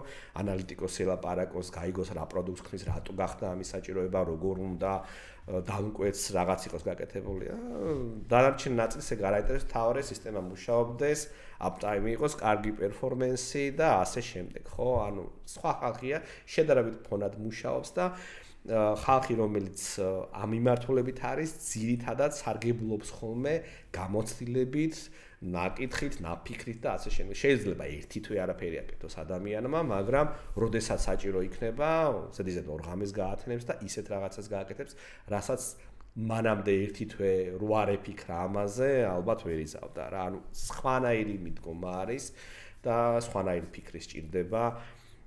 აბსოლუტურად რა ზოგს არ შეუძლია ეს რომ ახლა იჯდეს, ფიქრობდეს, ციგნები, რაღაცა ეს მოიფიქროს და მე რეალიზაცია გააკეთოს, ხო? მის ამოცანის რაღაც იმპრუვმენტი გააკეთოს და არის ხალხი, ვისაც აი უყვარს ეს კოდის წერა და აი სულ ასე უნდა წერდეს, ხო? აი სხვადასხვა მიმართულებით. უნდა მოსინჯონ ჩემი აზრით და ნახო, მე უფრო დავიწყებდი software development-ით და ნახავდი ეს ის არის, რაც მე მომწონს და შემიძლია თუ არა რა. ანუ ყველანაირი ხალხი არსებობს. აქ არ არის ის ჯობს თუ ეს ჯობს. ჩემთვის ეს უფრო შესაბამისოა, ამისთვის უფრო ეს არის ხო. მაგურ სფეროს შორის გეფი რადგან წაგან თქვი იმათ საერთოდ აიტე დავთვლიო, გეფი რამ ხელაა და რა გეფი ძალიან დიდია. ამოსავსები არის თუ არა გეფი თუ იგი უნდა იყოს. ძალიან დიდი არის და ეს გეფი ასე არ უნდა იყოს. გეფი განპირობებულია იმით, რომ განვითარებიდან გამომდინარე აბსოლუტურად სხვადასხვა რაღაცასთან უწევს ამ ხალხს შეხება. Software developments არ უწევს რაღაც სერვერულ ხარისთან შეხება, database-ის ადმინისტრირებას შეხება, ხო? ანუ არ უყურებს ამ ნაწილს, იმის მიზანია რომ რაღაც ფუნქციონალი ჰქონდეს და მე იქ ოპტიმიზაციები აკეთოს დაუშვათ და ფუნდამენტალური ცოდნა რომელიც დანარჩენ ნაწილს აქვს ძირითადად არ ხდება ხოლმე რა. ანუ აი ხა რა ვიცი, მარშრუტიზაცია იცი რა არის, რომ გკითხონ, რაში მჭირდება არის. აქ ხაზს გაუსვათ რომ ამ დეველოპერებზე საუბრობთ ბექენდებზე ძირითადად, ხო? არ აქვს მნიშვნელობა. არა. აბსოლუტურად არ აქვს მნიშვნელობა, რომელი იქნება, ბექენდი იქნება თუ ფრონტენდი იქნება. აქეთ არის ფაქტობრივად კოდის წერა, არქიტექტურა ამ ნაწილში, მეორე მხარეს გავს უკვე სისტემური ნაწილი, აქ აი შეიძლება ბერს გაუკვირდეს, მაგრამ ვატი რა არის, შეიძლება სისტემურ ადმინისტრატორს აინტერესებდეს ძალიან, მაგრამ არაფერი შეაჭირდება დეველოპერს და ისტორიულად უნივერსიტეტში ისწავლია თუ არ ისწავლია და მნიშვნელობა არ აქვს რა. ეგ რამდენად ქმნის გებს თუ მე ამ ჭირდება. ძალიან ქმნის. ძალიან ქმნის გებს, იმიტომ რომ ძირითადად სისტემურ ხარეს მომუშავე ხალხმა ძალიან კარგად იცის რა არის software development-ი, როგორი ტემპი აქვს, რა მეთოდოლოგიას იყენებენ software development-ის დროს project management-ში რა ხდება, Kanban-ი რა არის იციან რა, თვითონ არ ჭირდებათ, მაგრამ ყველაფერი ეს მათთვის ნაცნობი გარემო არის, მაგრამ პირიქით არ არის ხოლმე და ძირითადად განპირობებული, რომ ფუნდამენტალური ცოდნა საიდანღაც უნდა მიიღოს ამ ხალხმა და უნივერსიტეტის ცოდნა, ასე ვთქვათ, რომელიც შეიძლება იყოს ბევრის ფუნდამენტალური, ძალიან მოძველებულია ყოველთვის და ცუდი პრაქტიკაა, იმიტომ რომ 5 წლის შემდეგ არაფერი არ არის აქტუალური იქიდან, რაც უკვე იყო და ნუ აი ეს უნივერსიტეტის მოდელი ჩემთვის არის ყველაზე დიდი პრობლემა ამ სფეროში საერთოდ არ აქვს მნიშვნელობა software development იქნება თუ რამე სხვა მიმართულება. სფეროს პრობლემა არის, რომ ძალიან სწრაფად ვითარდება, მიდგომები იცვლება, იმპროვემენტები არის ყველა მიმართულებით და 5 წლიანი გამოცდილება უკვე არავის ისე ძალიან აღარ სჭირდება. აი ამ გაფის შევსებაზე სანამ საუბრობთ, მანდ იყო ერთი რაღაცა მახსენდება, რომ რადგან დეველოპერსა და ისეთ ადამიანზეა საუბარი, ვინც თქვა უბლის ან კონკრეტულ ინფრასტრუქტურას, ხო? მე და შენ მუშაობდით ბევრი წლის წინ უკვე ერთ-ერთ რაღაც მოდელზე, რაღაც ბაზაზე რა და ამ ბაზაზე იყო ეგეთი პრობლემა, რომ სინქრონიზაციისას მოკლედ შუქი ქრებოდა ხოლმე იმ კონკრეტულ იმაზე რა. ხო და ეგ იწოდა იმას, რომ მე ბაზა ფუჭდებოდა თუ გახსოვს რა. ხო. ხო და ეგ იყო ჩემი ერთ-ერთი პირველი მაგ ნაწილში გამოცდილება მაგისი რა, რომ არ მოდგენა არ მქონდა საერთოდ როგორც დეველოპერს, რომ იმ პერიოდში შეიძლებოდა რაღაც ბაზაზე გავლენა შეექმნა რაღაც შუქის წასვლას რა. ხო და მე რაღაც ეტაპზე ეგ პრაქტიკა მოიტანა და შენც რო დამიჯექი და ამიხსენი რაღაცები როგორ მუშაობდა, ეგ ძალიან მნიშვნელოვანია, რომ ეგ გაფის შევსება მაინც ორმხრივი კომუნიკაციის შედეგად მოხდეს რა, ვიდრე ხო. კი, კომუნიკაცია აქვს თავარი საბოლოო ჯამში, იმიტომ რომ კიდევ ვითარდებით რა და როდის სად რა ხდება, ერთმანეთს თუ არ გავიცნობთ არ გეწოდება. რას ვაკეთებთ ყველას? ბიზნეს software development-ის ნაწილს, ტექნიკურს დავარქვევ ამას და IT-ს აბსოლუტური ქაოსი იქნება მაშინ და ძალიან დიდი გეპი იქნება. ანუ ეს გეპის შევსებაში რაღაც შუაში ჩაჯდენ DevOps ინჟინერები, მაგრამ ჩემი დაკვირვებით მაინც გეპ იგივე ხდება აქ საბოლოო ჯამში. უბრალოდ შედარებით უფრო მეტი კონტაქტი უწევთ DevOps ინჟინერებს უკვე software developer-ებთან, ყოველი ცვლილება უნდა იცოდნენ მნიშვნელოვანი გადახედონ რა ხდება, სად, როგორ, მთელი ამბები, აბა რა სერვისი დავამატეთ, რასთან ექნება კავშირი, ერთად დააპლოდეს რა რიგობით, მიგრაციებს როგორ ვაკეთებთ და ასე შემდეგ, ხო? და კომუნიკაცია არის ამ მხრივ, მაგრამ ქვედა დონეზე ფუნდამენტალურად, ხო? აი, მანდ უკვე მაინც ჭირს ხოლმე, იმიტომ რომ რა ვიცი, დეველოპერისთვის აი მაგალითად API არის, მე რა მოხდა, რომ REST-ია და მორჩა, ხო? და დიზაინშიც დიდად შეიძლება ამას ყურადღება არ მიაქცეს, მაგრამ ჩვენ მაგალითად ამას სხვანაირად უყურებთ და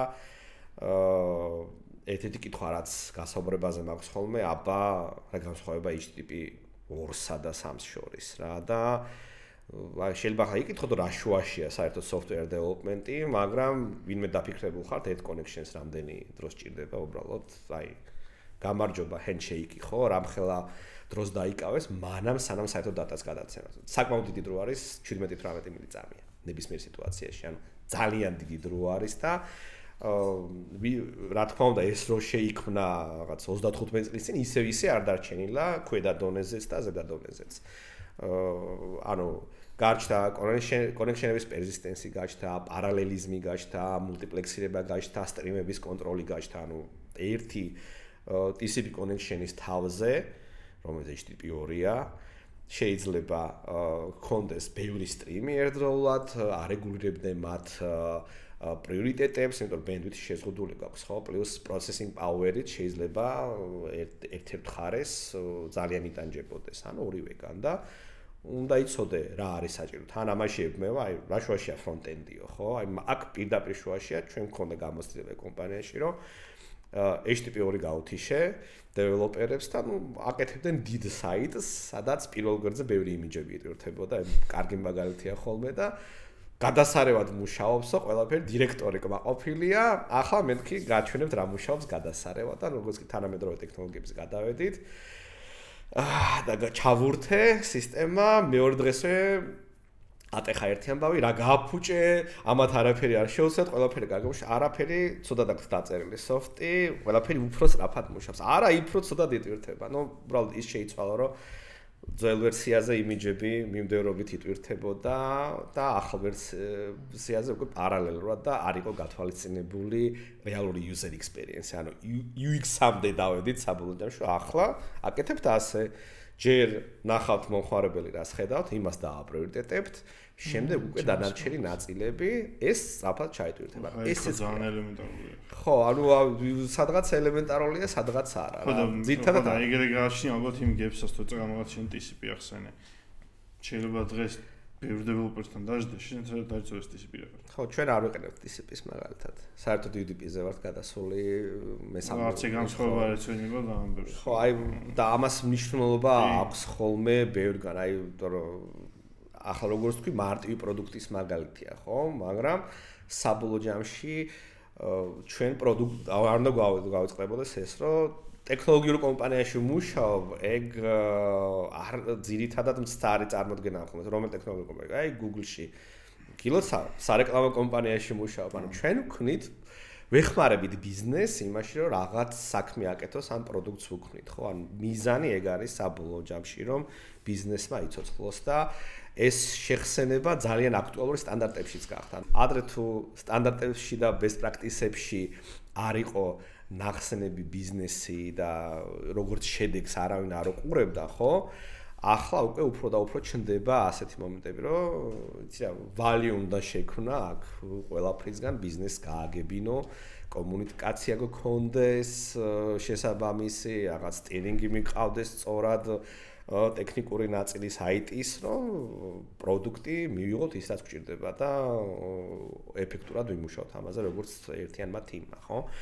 უფრო და უფრო ხდება ეს აქტუალური და სტანდარტებიც, best practice-ებიც მიდის იმ მიმართულებით, რომ ბალანსი იყოს დაცული. ადრე დავუშვით, თუ მკაცრად ეწერა სადღაც, რომ ესე უნდა გააკეთო უსაფრთხოების გამო, ეს პრაქტიკა ამას აკეთებს, ამის იმპროვებს გაძლევს, არსად არ ეწერა რა მინუსიც ექნება ამას და უკვე ხდება ხშირად ხოლმე ესეთი ნოუთები, რომ ISO სტანდარტში, ITL პრაქტიკებში, რომ ან უსაფრთხოების PCI DSS სტანდარტში, რომ გახსოვდეთ, რომ ამ პრაქტიკის დანერგვამ რიგ ორგანიზაციებში შეიძლება გამოიწვიოს უკუღმართი ეფექტი, აი რომ უფრო ცუდად წავიდეს საქმე. როგორც მაგალითად პაროლების გართულება იწვევს ხოლმე. თუ ძალიან გაართულებთ პაროლების პოლიტიკას, ხალხი უბრალოდ ამ პაროლების წერას ქაღალდზე დაიწყებს და მონიტორზე მიკვრას. ამიტომ რაღაცა ალტერნატივა დაბალანსებული უნდა იყოს და ხალხს უთხრა, რომ ნუ მოდი, ანუ შეცვლი ყოველდღე პაროლს, შეცვალე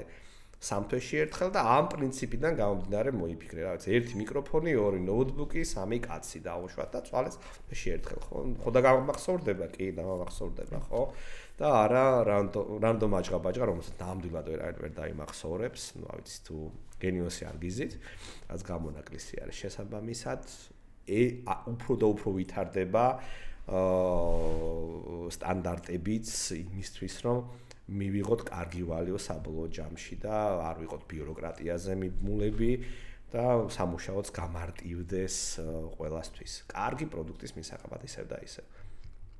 ხო, საბოლოო ჯამში project management-ში სხვაობა ეგ გვაქვს, რომ აბსოლუტურად განსხვავებული მიდგომები არის საჭირო, იმიტომ რომ software development-ში გასაგებია რელიზები გაქვს, სპრინტები შეიძლება ქონდეს, მიზანი რა კვირის ბოლომდე რასაც მოვასწრებ ის ჩადო და დანარჩენ ნაწილში ინფრასტრუქტურა შესასე არ ხდება. იქ ვერ ეტყვი ადამიანს, რომ მოდი დღეს ნახევარი სერვერი გააკეთე და ხვალ მეორე ნახევარი, ხო? ან ავი, ნახევარი ქსელი ამუშავე და მეორე ნახევარი მერე სხვა დროს. აბსოლუტურად სხვადასხვანაირი მუშაობის ტემპი არის, რითმი, მიზნები სხვადასხვა არის. ამიტომ ესენი ერთმანეთში პირდაპირ ასე ვერ ჯდება და ერთ მეთოდოლოგიას ვერ მიყვება. საერთოდ Scrum ბანი არის უფრო რა, შეიძლება ასე ითქვას და ერთ-ერთ მეთოდს, რომელიც შეიძლება software development-ში ქონდეს, პირდაპირ არესაბამება ხოლმე. რაც შველის ხოლმე ამ სიტუაციას, რომ ეს გეპი კიდევ უფრო და უფრო გაქრეს და რისი პრაქტიკული გამოცდილება მაქვს, ის არის, რომ გჭირდება project manager-ი, რომელიც ორივე ნაწილში ერკვევა. უფრო ინფრასტრუქტურის ხარეს ერკვევა, იმიტომ რომ software development-ში მოუწევდა გარკვევა და შემდეგ ეს ყველაფერი იწყებს ჰარმონიულად ერთმანეთში მუშაობას. არა ხალხო, ეს ასე არ ხდება. მოდით ეს გავაკეთოთ, ის გავითვალისწინოთ, რომ იქ ამას ველოდებით, აქ შეიძლება ეს იყოს საჭირო. IT არ არის დამნაშავე, software development-ი არ არის დამნაშავე, ხო? და ნუ გვაქვს ეს მოლოდინები, მოდით გადავაწყოთ გეგმები, ასე, ხო? გავარკვიოთ იქ რა ხდება, გავარკვიოთ აქ რა ხდება.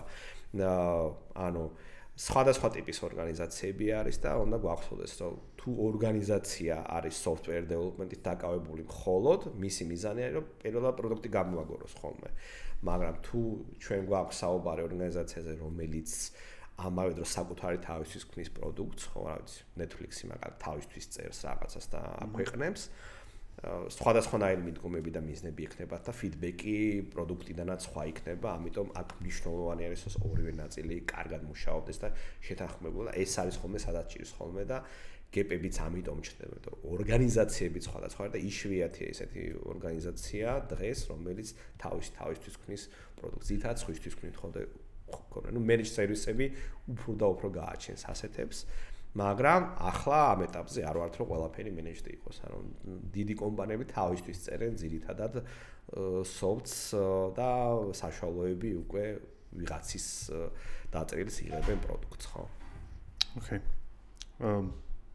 წერან შენ შეეხე რაღაც ის დროს ჩამს შეგონებაში, რომ უნივერსიტეტში ოდია თავს არ ვიკლავდიო. და თან ძალიან ისეთ ცოდნაზე ვსაუბრობთ, რომელიც ცოდნას პრაქტიკას სჭირდება, დიდი დრო სჭირდება და ამას ყველაფერს სწავლა უნდა და ზოგადად უნივერსიტეტებზე რო გითხრა ერთი-ორი სიტყვა, მაშინ ან თან ძალიან პრობლემა არის, ჩვენ დომენი ძალიან სწრაფად ვითარდებაო და თითქმის რო ისწავლე უნივერსიტეტში 5 წელში ის აღარ არის აქტუალური. გამოსავალი რა არის შენი აზრით, ანუ უნივერსიტეტები უნდა იმუშაონ ამაზე და თვითონ აპდეიტნენ, თუ საერთოდ შეიძლება დროპ-ოფი გააკეთო და შეინთის სწავლა. ადრე ვიტყოდი დროპ-ოფი გააკეთო, თქო, ალბათ ამ მომენტში ისევე იქნება, მაგრამ ზოგადი გამოსავალი ხა ჩვენ კონკრეტული ადამიანებისთვის არ ვეძებთ, ხო, გვინდა ზოგადი პრობლემის გადაჭრა. კარგ მოდელს გავეცანი გერმანიაში, სადაც არის ასეთი პრაქტიკა, რომ 6 თვე ადამიანი უნივერსიტეტში სწავლობს, შემდეგ 6 თვე სადღაც მუშაობს, მე 6 თვე ისევ სწავლობს. ფაქტობრივად ინტერნი არის, მაგრამ რეალურად პრაქტიკული შეხება აქვს ხოლმე სამუშაოსთან და ამ მხრივ უნივერსიტეტში იღებს რაღაც ფუნდამენტალურ ცოდნას, ნელ-ნელა მიმატება და გამოკლება მაინც ეწოდება იქიდან და ორგანიზაციაში უკვე გებულობს რა გამოიყენება, პრაქტიკულად რისი გაკეთება ხდება, რა პროდუქტი არის და უნივერსიტეტს როდესაც ამთავრებს, უკვე უნივერსიტეტის შესაბამისი ცოდნაც აქვს, რაც საჭირო არის იმისთვის, რომ ფუნდამენტალურად აკეთოს რაღაცა, ესმოდეს და პრაქტიკულად უკვე ტექნოლოგიები თანამედროვე რაღაცები კომპანიიდან იცის და კომპანიაში პირდაპირ აგრძელებთ ხოლმე მუშაობას. ასეთი პრაქტიკა იქ არის, რაც ძალიან გამიკვირდა, იმიტომ რომ გერმანია ძალიან კონსერვატიული ქვეყანაა და არ უყვართ ხოლმე რაღაცების ცვლილება, ძველი სისტემები ხშირად შეხვდებათ, არა მხოლოდ IT-ში, ну, უბრალოდ ავტობუსის გაჩერებაზეც შეამჩნევთ, რომ ქაღალდებს დღესაც აკრავენ და ბედნიერები არიან, რა საჭიროა ამის ცვლილება. შეიძლება აპლიკაცია არ მუშაობდეს, მაგრამ ქაღალდი გაკრული იქნება ამას, ხო? მაგრამ ასეთ კარგ მიდგომას, ჩემი აზრით კარგ მიდგომას შევესწარე, იმიტომ რომ უნივერსიტეტში არ დაიწყებს ლექტორი პრაქტიკული მუშაობას თუ ენთუზიაზმი აქვს, ძალიან ძვირი დაჭდება და უნივერსიტეტში ფულის გადახდა ახალგაზრდებს არ შეუძლიათ, ხო? ანუ საიდანღაც უნდა ამოიღოს, ხო, ეს ფული. მაშინ სახელმწიფომ კარგად უნდა დააფინანსოს კიდეც, ну, რაც გერმანიის მაგალითი არის, ხო, ამ შემთხვევაში. ანუ ჩემი აზრით პრაქტიკული გამოცდილება აუცილებელი არის და ეს ის გზა არის, რასაც ისტორიულად გავდიოდით ხოლმე სულით სისტემური ადმინისტრატორები, რომ მუშაობდით ერთდროულად 20 ადგილას სხვადასხვა რაღაცაზე და უნივერსიტეტში, ну, ვიღებდით ხოლმე ფუნდამენტალურ განათლებას იქ მაგნიტურველი ვიცოდით რა იყო, როგორ მუშაობდა ფიზიკის გაკვეთილებზე დავდიოდით, ალგებრაში ჰქონდა გამოცდილება, მათანალიზის და ასე შემდეგ, ხო, უნივერსიტეტის რა საჭიროა, მაგრამ უნივერსიტეტში IT-ის ლექციაზე ლექტორი რო გიყვება, ახლა რამდენ მეგაბაიტიანი ინჩესტერები გამოუშვეს მეცნიერებმა, მაინც და მაინც პრაქტიკაში აღარ გამოდგება, როდესაც სახში 100 გიგაბაიტიანი, რა ვიცი, გიდევს რა, უკვე 2002 წელს. ხო, ასე რომ ძალიან აცდენილი იქნება ყოველთვის ეს სფეროები თუ რეალური გამოცდილება არ იყო პრაქტიკული და ეს არის რასაც ურჩევ ხოლმე ყველას რომ პრაქტიკასთან დაიჭირეთ საქმე, მიიღეთ გამოცდილება, სადღაც უფასოდ იმუშავეთ, ინტერნეტ მიდით. ეს IT-ს არ ეხება ზოგადადაც, რა ვიცი, არასაბჭოთა წარსულის მქონე ქვეყნებში ჩვეულებრივი ამბავი არის, რომ ინტერნეტ მუშაობ, ხო, გამოცდილებას იღებ და უფასოდ მუშაობა, ხო? თუნდაც უფასოდ, ну, რაღაცით უნდა აი, მაგაზე ხშირად იციან ხოლმე დღესაც რა, რომ უფასოდ რატომ უნდა ვიმუშაო და რეალურად იმას ვერ იაზრებენ, რომ მსგავს სიტუაციაში, როდესაც პრაქტიკას ნახულობ, ხო? შენ თავს ფაქტობრივად აინვესტებ იმაში, რომ რაღაცა 2 წელი, 3 წელი თუ რაღაცა რო გავა, უფასოდ უნდა ვიმუშაო, რომ არაფერი არ იცი და თუ რამე იცი, მაშინ ფულსაც გადაგიხდიან სიამოვნებით, ხო? ხო, ჯუნიორებზე საუბარი, რომ უფასოდ არ უნდათ მუშაობა, იმიტომ რომ რაღაცა იციან. ინტერნეტზე რომ გამოაცხადოთ დღეს ალბათ ყველა თანახმა იქნება, რომ გამოვიდეს და გამოსილება იყოს საერთოდ არის. ხო, მე მგონი ორივე მხარე უნდა ხვდებოდეს ერთმანეთს, ანუ მე პირადად ეგ გამოცდილება მქონდა, რომ აი რამდენად ბევრი ინტერნის პოზიცია გინახავთ საერთოდ ღია, ანუ გამოცხადებული, ხო? ეხლა ამ ბოლო პერიოდში საერთოდ არის. ხო, აი ფაქტიურად არ ხვდება რა და შენ თვითონ რომ მიხვიდე და შესთავაზო რა პრობლემაა მაშინ. მე კარიერის დასაწყისში ესე მეილ ლისტი მქონდა და ვუგზავნოდი ყველას, რომ მოვალ და ვიმუშაო. ბიზნესს ამდენად უღირს ეგ მაგაზეცა. მე ბევრი მიმოყვანს, მე გასაუბრებს დაუძახებია ჩემთვის. ზოგს არა, მე ახლა მჭირდება ეგეთი ადამიანი, რომ აი შეიძლება ელემენტარულ რაღაცაზე დავასაქმო და ან დიდხანს დარჩეს იგივე პოზიციაზე, ან განვითარდეს წავიდეს და იმის მაგერად სხვა მოვიდეს, ხო? რატომ რაღაც ვიღაცისთვის ჯამ სტარტი იქნება და მინიმუმ ფიდბექს დაუტოვებ პირო, ნულს მაინც დაუტოვებ, რომ პატიოსანი თანამშრომელია, ამასთან ურთიერთობა შეიძლება გისმენს და ასე შემდეგ. ისწავლის კიდევაც. ხო, სწავლობს, მონდომებული არის და ხელს ჩამოართმევ წარმატებას უსურვებ თუ შენს კომპანიაში არ გაგრძელებს მუშაობას თუნდაც, ხო? იმიტომ რომ შეიძლება არ გაქვს საშუალება რომ განავითარო, ხო? სხვადასხვა მიზეზებიდან. ან პირიქით თუ შენთან გაიზრდება, მით უმეტეს გაგეხარდება და რატომაც არა.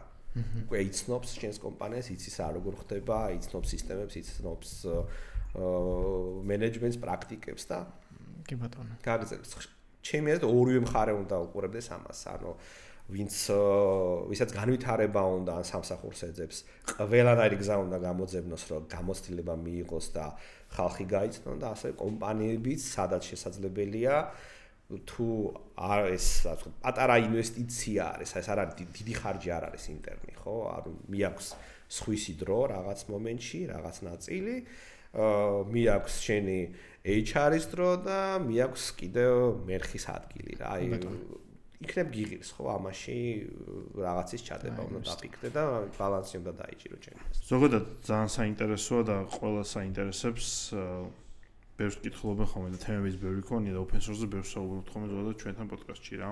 იმიტომ რომ მე დიდად მივდევრ ძალიან ვარ ჩართული ჩემს გარშემო რა თულებსაც ვიყენებ, ზოგადად open source ვიყენებ და აქედან გამომდინარე ძალიან მივყვები მაგას. ზოგადად ისტორია რომ მოგვიყვე open source რა არის? შეიძლება ბევრი მაიცის, მაგრამ არც რომ მომიტას მარიცის და open source-თან ერთად რომ გადავაბათ GNU, საერთოდ მოვიდა open source-ი, მე GNU-ზეც რო ვისაუბროთ 1-2 სიტყვა და complete failure რო იყო GNU hard-ი, მაგაზეც რო გითხრათ ეს.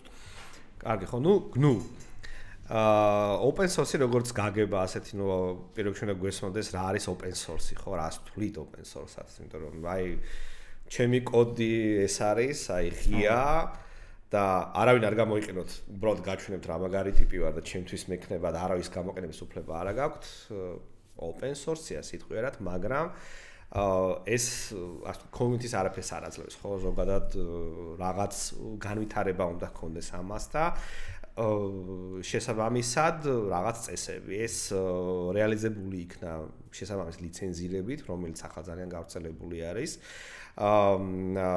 სხვადასხვა ტიპის სხვადასხვა შეზღუდვები შეიძლება არსებობდეს დავუშვათ შეიძლება გავაკეთო მე open source აპლიკაცია სადაც არაფერს არ ვითხოვ გარდა იმისა რომ ყოველთვის ღია უნდა იყოს ეს ანუ თუ იმე რაღაცა კონტრიბუციას იზავს უნდა გამოაქვეყნოს შეიძლება ვამბობდე რომ რა ვიცი ღია არის და რა ვიცი რაც გინდათ ის გიქნიათ გააკომერციალე შეცვალე რაღაცეები დამალე რა ვიცი რაც გინდათ ის გიქნიათ ხო ბევრნაირად შეიძლება შეზღუდვა და შეიძლება თქვა რომ ეს ღია არის ყველასთვის ვინც არაკომერციული მიზნებისთვის იყენებს და ასეთი მოდა ლიცენზიის ცვლილების ბოლო დროს ასეთი მოდა ლიცენზიის ცვლილების ბოლო დროს ხდება ძალიან ხშირად განსაკუთრებით managed services განვითარების ერაში რომ აი შემონაცემთა ბაზა ძალიან მაგარია, მაგრამ სერვისად არავის არ მიყიდო, open source-ია, შენთვის გამოიყენე როგორც გინდა. თუნდაც კომერციული მიზნებისთვის, ოღონდ სერვისად არავის არ მიყიდო ჩემს გარეშე.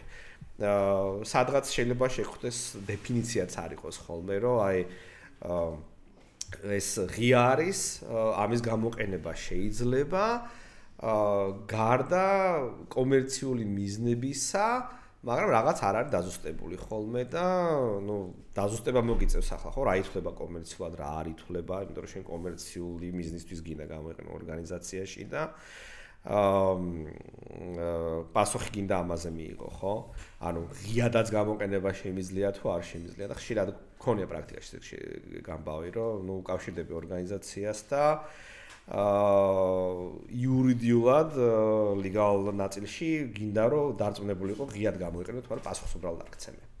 სანამ ფულის გადახდას არ დაიწყებ, საერთოდ არ გიყიდო, იმიტომ რომ ძალიან გაუგებრადა წერია ხოლმე, დაზუსტებული არა ყველა და დოგმატიკა არის რა, შეიძლება სადაო გახდეს, ასეთი რამე ხდება, მაგრამ არის ჩამოყალიბებული ლიცენზიები, სადაც კონკრეტულად წერია მოთხოვნები, რომ open source, რასაც ჩვენ ვეძახით ხოლმე მასიურად არის GNU General Public License-ის ქვეშ, სადაც ნუ ძირითადი მეთოდები რა არის, რომ ღია კოდი ყველა ხედავს თუ ცვლი აუცილებლად უნდა გამოაქვეყნო ეს კოდის სახით. აქ არ არის საუბარი ბინარულ ნაწილზე, ანუ აპლიკაციის ბინარული უკვე როგორ დააკომპილირე, ასე დააკომპილირე შენიცი და შეგიძლია დამალო დაუშვათ, მაგრამ თუ რაღაცას ღიას ხდი, რაღაცას ფუნქციონალს ამატებ ბაგფიქსი და გამოდო აუცილებლად და ეს ერთი პრინციპი არის, მაგალითად რითაც Red Hat-ი მუშაობს და მადაც მის კონცეფციონი ქონდა ასეთი, რომ Red Hat-მა ერთ-ერთი open პროექტი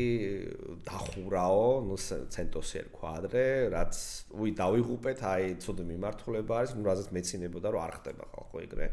Red Hat-ი ვალდებულია რომ კოდი გამოდოს და ყოველთვის დებს და უბრალოდ CentOS იყო პროექტი, რომელიც ამას იღებდა, აწყობდა და არსებული დისტრიბუტივის მსგავს აწყობდა ხოლმე რა. ნუ არ უშავს CentOS-ი აღარ არსებობს, სხვა ორგანიზაცია გაჩნდება და ერთ კვირაში გაჩნდნენ ისეთი ტემპით, რომ ვერც კი წარმოვიდგენდით, რა ვიცი, ერთ თვეში ყველაფერი მუშაობდა, გააგრძელა ჩვეულებრივად მუშაობა. ანუ იდეა ის არის, რომ კონტრიბუცია უნდა იყოს ყველასთვის.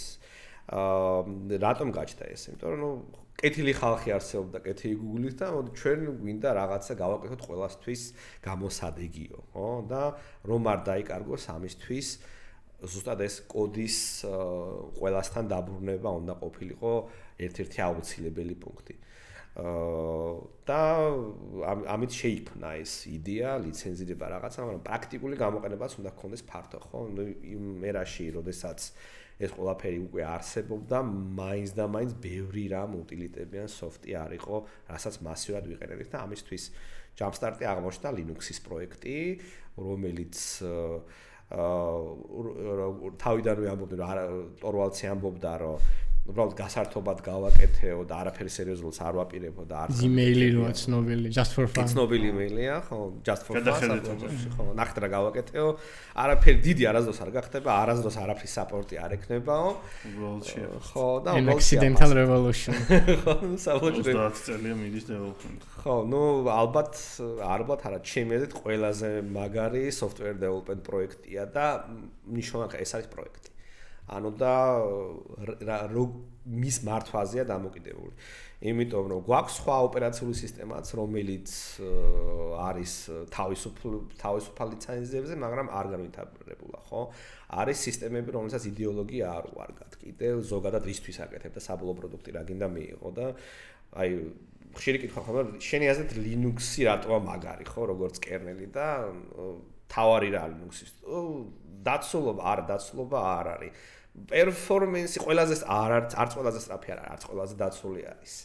ანუ ყველაფრის ბალანსი არის საბოლოო smart software development-ის, რამდენად გიჟი ეყოლება მფლობელი ამ პროცესის თუ აი community როგორი იქნება. ყველაფერს მნიშვნელობა აქვს აბსოლუტურად ამაში და აი GNU Hard-ი არის ესეთი GNU პროექტის ოპერაციული სისტემა, რომლის მიზანიც ის არის, რომ ყველაზე დაცული სისტემა უნდა ყოფილიყოს რაღაც ხო ეს ხო ერთ-ერთი არ ვიცი ვის იდეა იყო მაგრამ მე მგონი უკვე hard drive-ების support-იც გაუჩნდა ამ სისტემას და პირველი ვერსიაც გამოვიდა თვალსწრაფი 2 წლის წინ 30 წლიანი დეველოპმენტის შემდეგ რაღაც ანუ დისკების support-იც არ ქონდა ხოლმე რაღაც კაი დიდხანს იმდენად ნელა ვითარდებოდა იმიტომ კი არა რომ ინტერესიც მცირე იყო რა ყველაფერი მხოლოდ უსაფრთხოებაა ჩემთვის თავარი რო ვთქვათ მაშინ მოდით ტანკში ვიჯდეთ ხო და ისე ვატაროთ ინტერვიუ ანუ უსაფრთხოება არანთარ ყველაფრის ბალანსი არის და განვითარება open source-ის როგორც ასეთით გამოიწვია იმან რომ მიზეზი არსებობდა მიზეზი ის იყო რომ გჭირდებოდა ვებ სერვერები გჭირდებოდა ქონდა ამისთვის Apache მაგრამ Apache-ს კიდევ რაღაცაზე უნდა გაეშვა და ეს ყველაფერი Linux-ის გარშემო საბოლოო ჯამში შეიყვანა. ანუ სუიტა დისტრიბუტივები, სოფტი რაც გვაქვს, დაიწყო ვებით განვითარება. ეს იყო ჯამს. ვები იყო ბიზნესიდან მოთხოვნა, ხალხის მოთხოვნა, რომ აი რაღაც Amazon-მა პირველი მაღაზია რო გააკეთა წიგნებს რო ყიდდა, რაღაცა ბაზა უნდა ჰქონდა, ხო? ასევე იყო ყველაფერი. ამას სხვათაშორის ბიზნესშიც აქვს დიდი იმპაქტი, ყველაზე დიდი IPO, ვარცდები, მე მგონი ეგ რეკორდი არ მოხსნილა, ჰქონდა პირველ კომპანიას, რომელიც Linux სისტემებზე იყო დაკავებული, ეს იყო ყველაზე დიდი IP? ყველაზე დიდი IPO. Initial public offering ჰქონდა VE Linux Systems ისტორიაში, ну, რომელსაც ჰქონდა ასე წავიდა ძირს, მაგრამ დასაწყისი კარგი იყო და ისტორიული და ნუ რევოლუცია დიდხლებოდა მაშინ რა. ან open source-ის იდეა ეგ არის, რომ ჩვენ საერთო სიკეთისთვის მუშაობთ რა. Linux-ის როგორც kernel-ის პროექტის კარგი მაგალითი ის არის, რომ ბალანსი აქვს დაცული რისკი უნდა იყოს პრიორიტეტი ძველი რაღაცა სად როდის უნდა დაივიწყონ, რაზე არ გაგიჟდნენ, რაზე გაგიჟდნენ, რა არის მნიშვნელოვანი, რა არის მნიშვნელოვანი. თავისი პრინციპები აქვს მენეჯმენტში, რა თქმა უნდა, ერთი კაცი არ აკეთებს ყველაფერს, იქ დაყოფილი არის მიმართულება და ზოგადი რაღაც პრინციპი არსებობს ხოლმე. წესი როგორც ვიცი, მხოლოდ ერთი აქვს, რომ როდესაც რაღაცას აკეთებ, ძველი რამე არ უნდა გააფუჭო. ან თუ რაღაცა ინტერფეისი რო გაქვს 5 წლის წინაც იყო, იგივე უნდა გქონდეს, დღეს შეგიძლია ახალი დაამატო ან ახალი ვერსიაც, მაგრამ ძველი არ უნდა გააფუჭო, რა სოფტი თუ მუშაობ და ახალს უნდა. დანარჩენი გაიდლაინები აქვს რა, ანუ რა ვიცი, coding style როგორი იქნება, new line-ზე ვინ გადავა, არ გადავა, ეგ საბოლოო ჯამში არ არის იმდენად მნიშვნელოვანი, ხო, მაგრამ სტრატეგია რას მივაქციოთ ყურადღება, ხა, უსაფრთხოება როგორ უზრუნველყოთ, ვისგან მივიღოთ რჩევები, ჩავდოთ თუ არა პრინტერის დრაივერი შუა Linux-ში, ხო, რა ვიცი, საჭიროება ამას გამოყენება იქნება. გვინდა თუ არა 32 ბიტიანი x86 სისტემების საპორტი 2015 წელს? არა, ამიტომ ამოვიღეთ. რაზე იყოს გადატანილი ყურადღება, მაგას მნიშვნელობა აქვს. კლიენტ როგორი ხალხი უნდა წერდეს კოდი როგორ უნდა მოწმდებოდეს, ვინ არის სანდო, ვინ არ არის სანდო, ამ ყველაფერს უყურებენ და ბალანსი არის იქ. ახლა ხანს ქონდა ეგეთი ცუდი გამოცდილება ეკოსისტემაში, რომ ცუდი რაღაც მოხდა, მაგრამ გამოცდილება ძალიან კარგი იყო, რასაც მე ხშირად ყვებოდი და რაც ძალიან გამოადგება ჩემი აზრით თანამედროვე დეველოპერებს, იმიტომ რომ ძალიან მასიურად ვიყენებთ package management-ს, ბევრი დეპენდენსები გვაქვს ძალიან software development-ში დღეს და მარტივი კითხვა მაქვს, იცით ვინ წერს ამ soft-ს და რა პრინციპით საერთოდ? აი არტეფაქტებს გულისხმობ?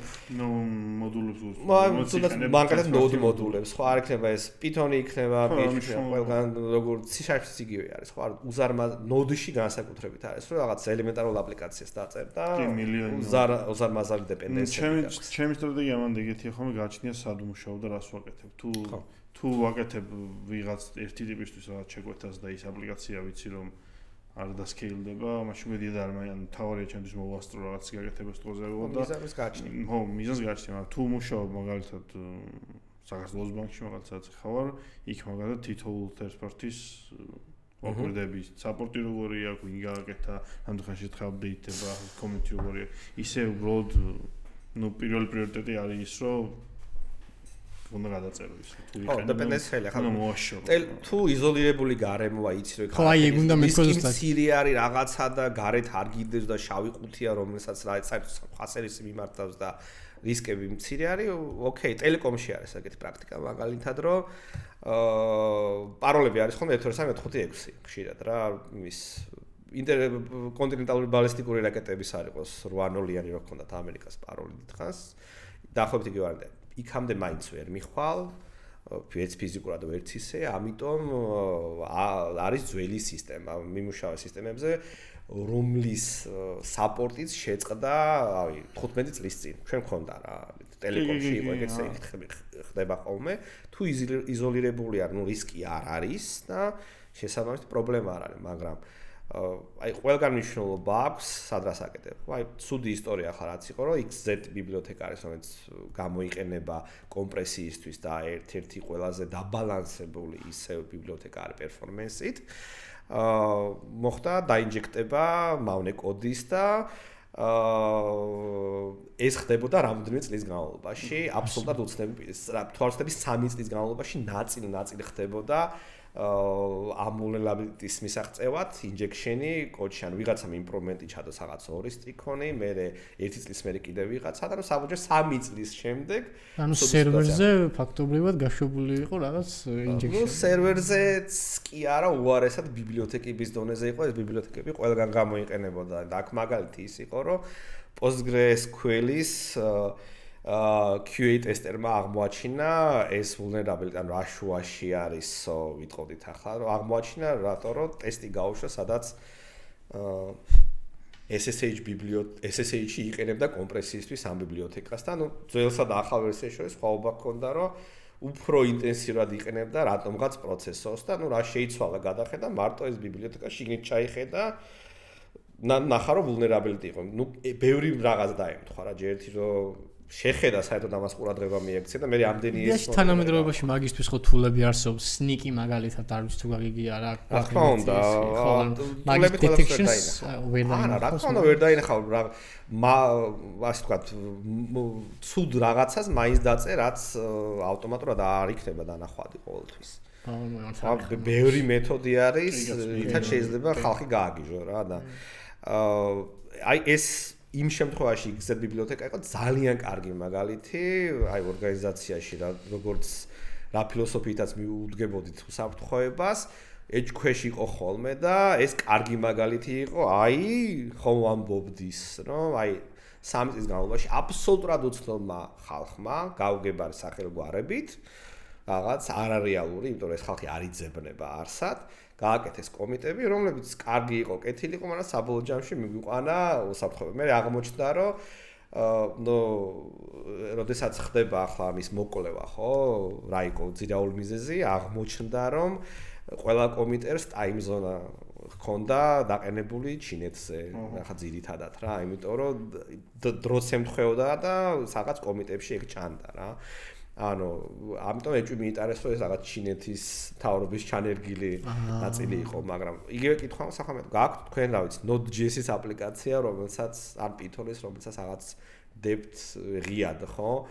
და გაქვთ ათასობით დეპენდენსი. თქვენ იცით განახლებებს ვინ როგორ აკეთებს, ვინ წერს კოდს, კომიტი, ანუ ფიზიკურად შეუძლებელია მილიონამდე ადამიანზე ჩახვალთ, რომელსაც საერთოდ შეიძლება მართლა ობიექტურად და კარგად გქონდეს ნაწერი, მხოლოდ ერთი რაღაცა და მეტი არა, ხო?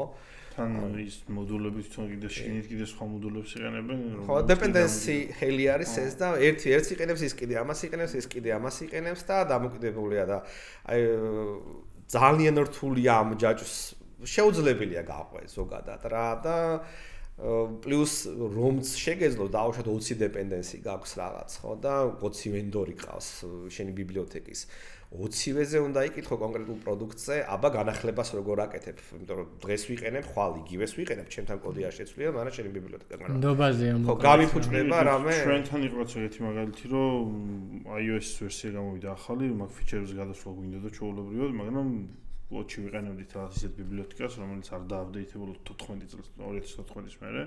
და უბრალოდ იმ ახალ ვერსიაზე რო ავდიოდით, ის აღარ იკომპილირდებოდა უბრალოდ, იმიტომ რომ იმის აპდეიტიც ხოდა იმას ვერ დააპდეითებ, იმიტომ რომ 700 ადგილას გამოყენებული.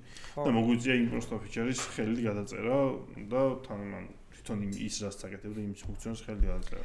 და ძალიან დიდი დრო დაიკარგა და რესურსი დაიკარგა. იგი რაღაც იმის გამო რომ ვიღაცამ ვინც ეგ დააყენა თავის დროზე უბრალოდ არ იფიქრა რომ აი ეს ხვალზე გააპდეიტდება ვაფშე. ნუ იმიტომ რომ 30-ის თარიღი თავზე და ხო, რაღაც პოლიტიკა უნდა გქონდეს თან რა განახლების, როგორც ვამბობდი, ბექპორტინგის შემთხვევაში, ხო, არის სოფტი, სადაც იცი რომ აი არის გაწერილი ძალიან მკაცრად, რომ ჩვენ მაინორ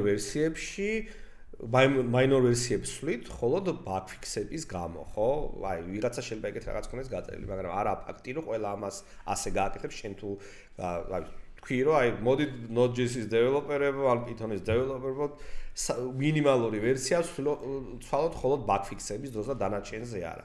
და მეიჯორი სტაბილურს ნიშნავდეს და რაღაც ლუცი იყოს სტაბილური, კენტი იყოს არასტაბილური დაუშვათ. არ არის ფაქტი რომ ყველა ამას გაყვება და ყველა ამას წაიკითხავს და ეგეთ შედეგს მიიღებ, ხო? ვიღაცას დაეზარება, ეხლა მოდი ამას მაინორად გავაფორმებ და დააპდეიტე არაფერი აღარ მუშაობს დღეს, ყველაფერი. ხო, მაგრამ როგორც წესი მსგავსი versioning უფრო გლობალურია და როგორც წესი მაინც შეთანხმება ხდება ხოლმე მაგაზე რა, ვიღაც ერთ კაცი არაა ხოლმე. ერთ კაცს ზუსტად ეგ არის, რომ ერთ კაცი არ არის და მილიონზე არის და ვერ გააკონტროლ. ფიზიკურად შეუძლებელია რომ გაიგო, შეიძლება ის ადამიანი, ვინც რაღაც ხდება გააკეთა, ცოცხალიც აღარ იყოს უკვე რა. არის ეგეთი შემთხვევებიც Linux-ის ისტორიაში, რომ რაღაც soft ყოლია ერთი დეველოპერი, ველოსიპედით მოძრაობდა, გარდაიცვალა კონკრეტული შემთხვევა, ვიღაც დაეჯახა და ამის გამო მთელი soft-ის გადაწერა მოუწიათ დიდ ორგანიზაციებს, იმიტომ რომ community ვეღარ კაჩავდა რა, ვერც იმის legacy-ს გაყრენ support-ში და ვერც ვერაფერ მოუწიათ თავიდან ბოლომდე გადაწერა ყველაფრის. ანუ არის ის სად რა მოხდება და სად რა გამოძრაობა. მაინც ფრთხილად უნდა იყო. ხო, ამიტომ მაინც ფრთხილად უნდა იყო და აი ესეთი misconception-ი არის კიდე რომ framework-ები არ გამოიყენოთ, framework-ები ცუდია და ხშირად მოქნათ ხოლმე მიზეზად აი ამ შემთხვევაში შეიძლება პირიქით იყოს რომ frameworks თუ იყენებ ძირითადად ერთი framework-ი არის და იქ რაღაც პოლიტიკა მოძრაობს, ხო და ერთი vendor-ი ყავს და ოკეი, იცი რომ ჩემით დავწერ ძმა. ხო, ჩემით დავწერ არ არის ეგ dependency არ არის, ანუ აი ეგ მაგალითი იყო ხოლმე ხშირად კარგი თუნდაც PHP-ის შემთხვევაში, რომ იცი რომ რაღაც ლიმიტირებული რაოდენობა აქვს მოდულების ან framework-ში რაღაც ლიმიტირებული ხარ რაღაცით, გარე dependencies შეიძლება ბევრს არ იყენებდე, მაგრამ ყოფნიდეს ეს ფუნქციონალისტის, ხო? ანუ პლუსი framework-ები აქ ჩანს რა. მაგალითად რომ აი ძალიან დიდი benefit-ი აქვს ამ ხრივ Java-ს, იმიტომ რომ როგორც წესი ჩამოყალიბებული კარგად გაწვრთნილი framework-ებია და dependency-ების რაოდენობა ძალიან მცირე არის ხოლმე და მარტივია, სტაბილურად გზნობ თავს, იცი რას უნდა ელოდო, ცოტა რაღაცას გადასამოწმებელი. ახალი ვერსია გამოვიდა, სულ 20 dependency გაქვს, ერთი ალარმი მოგივა რა, მაგრამ სადაც dependency hell გაქვს და ეს Linux-ის ტერმინი არის სხვათა შორის, და იქ package management-ში იგივე ხდება დაახლოებით, შეიძლება 50000 package-ი გქონდეს ჩვეულებრივად. თუ პოლიტიკა არ არსებობს, სადღაც რაღაც აუცილებლად გაფუჭდება და სადაც რაღაც შეიძლება გაფუჭდეს, აუცილებლად გაფუჭდება. კარგი, მოდი, რადგან Linux-ი ახსენე, ზოგადად ჩვენთან ჩვენ სფეროში კადრების დეფიციტი სერიოზული პრობლემაა. ჩვენთან არ არის კადრების დეფიციტი სერიოზული პრობლემა, ყველგან არის კადრების დეფიციტი სერიოზული პრობლემა და ეს გამოიწვია პესიმისტურმა, არარეალისტურმა დამოკიდებულებამ Linux სისტემების მიმართ, იმიტომ რომ ჩვენ გავთხილებით 15 წლის წინ ვერსად ვერ წახვალთ, მოგიწევთ გამოყენება, ყველას მოგვიწევს, იმიტომ რომ ეს არის განვითარებადი პროექტი და community ზოგადად იზრდება ისედაც, ხო, დეველოპერების რაოდენობა იზრდება და უფრო მეტი ინტერესი იქნება და საჭიროება იმისთვის, რაც ჩვენ გვინდა საბოლოო ჯამში მივიღოთ, ეს არის პლატფორმა, რაც ყველაფერი იმუშავებს და ბიზნესისთვის იაფი არის, ხელმისაწვდომი არის, განვითარებადი არის, ყველა იყენებს, რაც ქონდა ეგეთი გამოთქმა Torvalds, რომ აი როდესაც ვნახავ რომ Microsoft-ი გამოიყენებს, მაშინ ვიტყვი რომ გავიმარჯვე. ხო, დიდი ხნის წინ მოხდა ეგ, იმიტომ რომ შეიძლება ჩვეულებრივ არ თვითონ იყენებენ ახლა ვიცი რაღაც ოფიციალურად load balancer-ებში მაგალითად რა, ну, რომელიც არ არის იდეალური. შენ ეგ დონის გამოყენებას გულისხმობ თვითონ ოპერაციულ სისტემაში. ხო, ანუ ჩვენ ვიცოდით, რომ ეს დრო დადგებოდა, იმიტომ რომ ეს არ იყო კომერციული პროექტი, ამის მიზანი ის იყო, რომ მომავალში ეკოსისტემას ექნებოდა თავისი ადგილი სერვერულ მხარეს. დესკტოპზე ბევრი დავა, ბევრი გიჩხუბია, ბევრი იდეებია, დღეს ბევრი რაღაცასაც ვიყენებთ Linux-ის დესკტოპიდან არის, მაგრამ არც ვიცით სინამდვილეში. თვალსები ყველასთვის ცნობილი უკვე გაუქმებული start menu-ც კი, მაგრამ იქიდან გამომდინარე რა ჩელენჯებია ეს და რა ხალხი მუშაობს Linux-ზე, იქ ეს ნაწილი არ განვითარდა და უფრო შედარებით თორე ბევრად არ განვითარდა. მაინც განვითარებული. არ მაინც ბევრად არ არის ჩემი აზრით, ანუ გამოყენება საბოლოო ჯამში ვიცოდით რომ მოუწევდა, ამიტომ სპეციალისტი ბევრი არ იყო. და საქართველოში განსაკუთრებით იგრძნობოდა ეს, იმიტომ რომ ჩვენთან 99% ალბათ Windows-ისკენ მიდიოდა ყველა ისე როგორც ანუ შენ ამისაუბრე კადრების დეფიციტი ხა, იმიტომ რომ უბრალოდ თავის დროზე ტიპებმა სერიოზულად არ აღიქვეს ეს და სერიოზულად არ აღიქვეს, არ ისწავლეს და მენტორები გვაკლია, იმიტომ რომ ის ხალხი რომელიც თავის დროზე ჩვეულებრივად მუშაობდა დღეს კადრების დეფიციტის გამო ძალიან დიდ ფულს აკეთებს, შეიძლება ასე ითქვას და მენტორობისთვის უკვე აღარ სცალია. არ უღირსამად ისე თავის ორგანიზაციაში თუ გაზდის ვიღაც ან უნივერსიტეტში ისევ იმიტომ დაიწყებს სწავლებას რომ ვიღაც დაინტერესოს, თორე რეალურად ისეთი განვითარება ეგაჩერებს რომ ვიღაცამ უნდა ასწავლოს, ვინ უნდა ასწავლოს. გამოსავალი სად არის? ანუ მით უმეტეს დღეს როცა რავი აკადემიებიც არსებობს, Linux-ს ასწავლენ, თუ არსებობს, არც ვიცი. ხო, არის, მაგრამ აი ვინ ასწავლეს ეგ არის, მაგრამ ჩვენ როგორ ვსწავლობთ, ანუ ყავდა მენტორები და ანჩეს თვითონ სწავლობთ. სწავლა 99% შენზე იყო. თავარი მენტორისგან ასაძღებულობდი იყო ის რომ გეუბნებოდა რამე აქეთ არ წახვიდე, აქეთ წადი, ამიტომ, ხო, იმიტომ რომ ჩასავოდნენ ზეულნი. ხო, აი სწორ მიმართულებას გაძლევდა ხოლმე მიზეზით და რჩევა ჩემი ეკითხება რომ ყველაფერს დააკვირდით ხოლმე, ანუ აი აქეთ რატო წახვედი და რატო არა აქეთ, ხო, აი ეს მოგწოს, მაგრამ ეს რატო არა, აი მენეჯმენტშიც ეგეთი მომენტია ეს, რომ თვითკრიტიკული ვარ ხოლმე ყოველთვის ვუყურებ. აი საერთოდ სხვა მიმართულებით რო წავიდე, ანუ წინ და მივიდიოდი და მარჯვნივ კი არ მოდი ზევით წავალ საერთოდ, ხო? ან ქვევით, აი აქეთ, რა ვიცი, იქნებ ის არის სწორი გზა, ხო? ანუ რატომ კითხვა უნდა ისმებოდეს და ჩვენ ვიცოდით ეს რატომ და სად რა როგორ განვითარდებოდა, ამის მოლოდინი ჰქონდა და ყველა ყვინოდა, რომ ეს ასე იქნება და აი ნახეთ სუდა ჟღერდა, მაგრამ აი ნახეთ გაგვიხსენებთ კიდევ კარგად რა. დეფიციტი არის ძალიან დიდი კადრების და უფრო უარესი ხდება კლასიკური სისტემური ადმინისტრატორების და ინჟინერების. საერთოდ ძალიან დინოზავრები გადაშენებული არის. ანუ წინა პოდკასტში ვლაპარაკობდით იმაზე ფრონტენდზე იყო საუბარი, მაგრამ პრინციპი ერთ-ერთი იყო, შეიძლება დღეს ვიღაც ტიპმა პირდაპირ დაიწყოს DevOps-ის სწავლა და პირდაპირ მაქედან დაიწყოს, აქედან გამომდინარე ნიშნავს, რომ იმ ყველაფერს ანუ რაც შეიძლება ხა დეფიციტია, საერთოდ არ ეხება. და თან ჩვენ ისიც თქვი, რომ იმას უფრო ნაკლები learning curve აქვს, ანუ უფრო მარტივად გადალახავს ბარიერს და პირველ სამსხურსაც მარტივად დაიწყებს. და ეს პირიქით მე უფრო გაუმჯობესებს და ხელს შეუწყობს იმას, რომ თქვენნაირები მართლა დინოზავრებად გადაიქცნენ. კი, სამწუხაროდ ასე არის და ეგ ანუ კარგი არ არის. კაია მე რო დინოზავრი ხდები და უფრო ძვირფასი ვარ, მაგრამ საბოლოო ჯამში საზოგადოებისთვის ბიზნესისთვისაც არ არის ეს კარგი, ვერ ვითარდების და ძალიან გვიჭირს, ხო? ახალგაზრდებსაც ვერაფერს ვერ ვეტყვი, იმიტომ რომ ფული რო არ გაქვს, ფული გინდა დღეს, ხო? დღეს გშია და მოდი დღეს არ შევჭამდა 2 თვის ვერ დავიწყებ ჭამას, ეგრე არ ხდება. ამიტომ ძალიან ენთუზიასტია. ხო, ნუ საშუალება უნდა გქონდეს რაღაცა და მე თქვას რომ მე გადავუხვევო, ხო? ანუ პლუს არ ფუნდამენტალურ ცოდნებზეა საუბარი და მენტალურ ჩამოყალიბებაზეც რა რისკენ ახარ არსებული მიმართულების ცვლილებაც ადვილი არ არის რა, მაინდსეტი სხვანაირი გინდა. პლუს კიდევ უფრო და უფრო რთული ხდება ეს მენტორშიპი,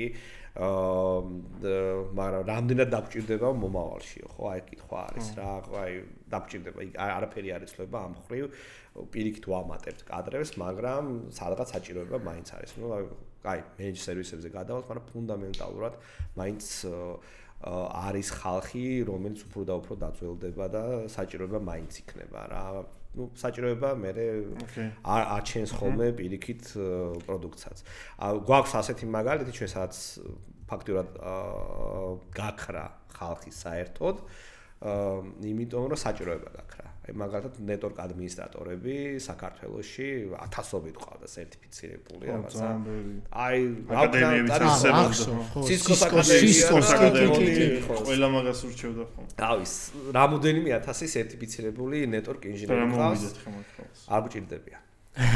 რატო? სამწუხაროდ, იმიტომ რომ ფიზიკური დივაისები, რომლებიც კონკრეტულ ვენდორზე იყო მიბმული, უკვე ამის საჭიროებაც აღარ არის. და ანუ ნეტვორკ ადმინისტრატორი როგორც ასეთი ახლა საჭირო არის პროვაიდერების დონეზე და იქ უკვე ამ ხელა რაოდენობით საჭირო არ არის. პროვაიდერებს ვიყავდეთ, ხო? ხო, ანუ ეს ორგანიზაციებში ამ ნეტვორკმა იმ სახით რა სახითაც იყო, უკვე არსებობა უფრო და უფრო შეწყვიტა რა. აი რაღაც ძველი სისტემა გამართული, სადაც ტიპებს წერია მუშაობს. ნეტვორკ ადმინისტრატორი ასაკეთებდა ამ კონკრეტულ რაღაც ვენდორის მოწყობილობას სწავლობდა და იმის მაგალითად. კი, ახლაც არის ასეთი რომ ვენდორზე მიბმული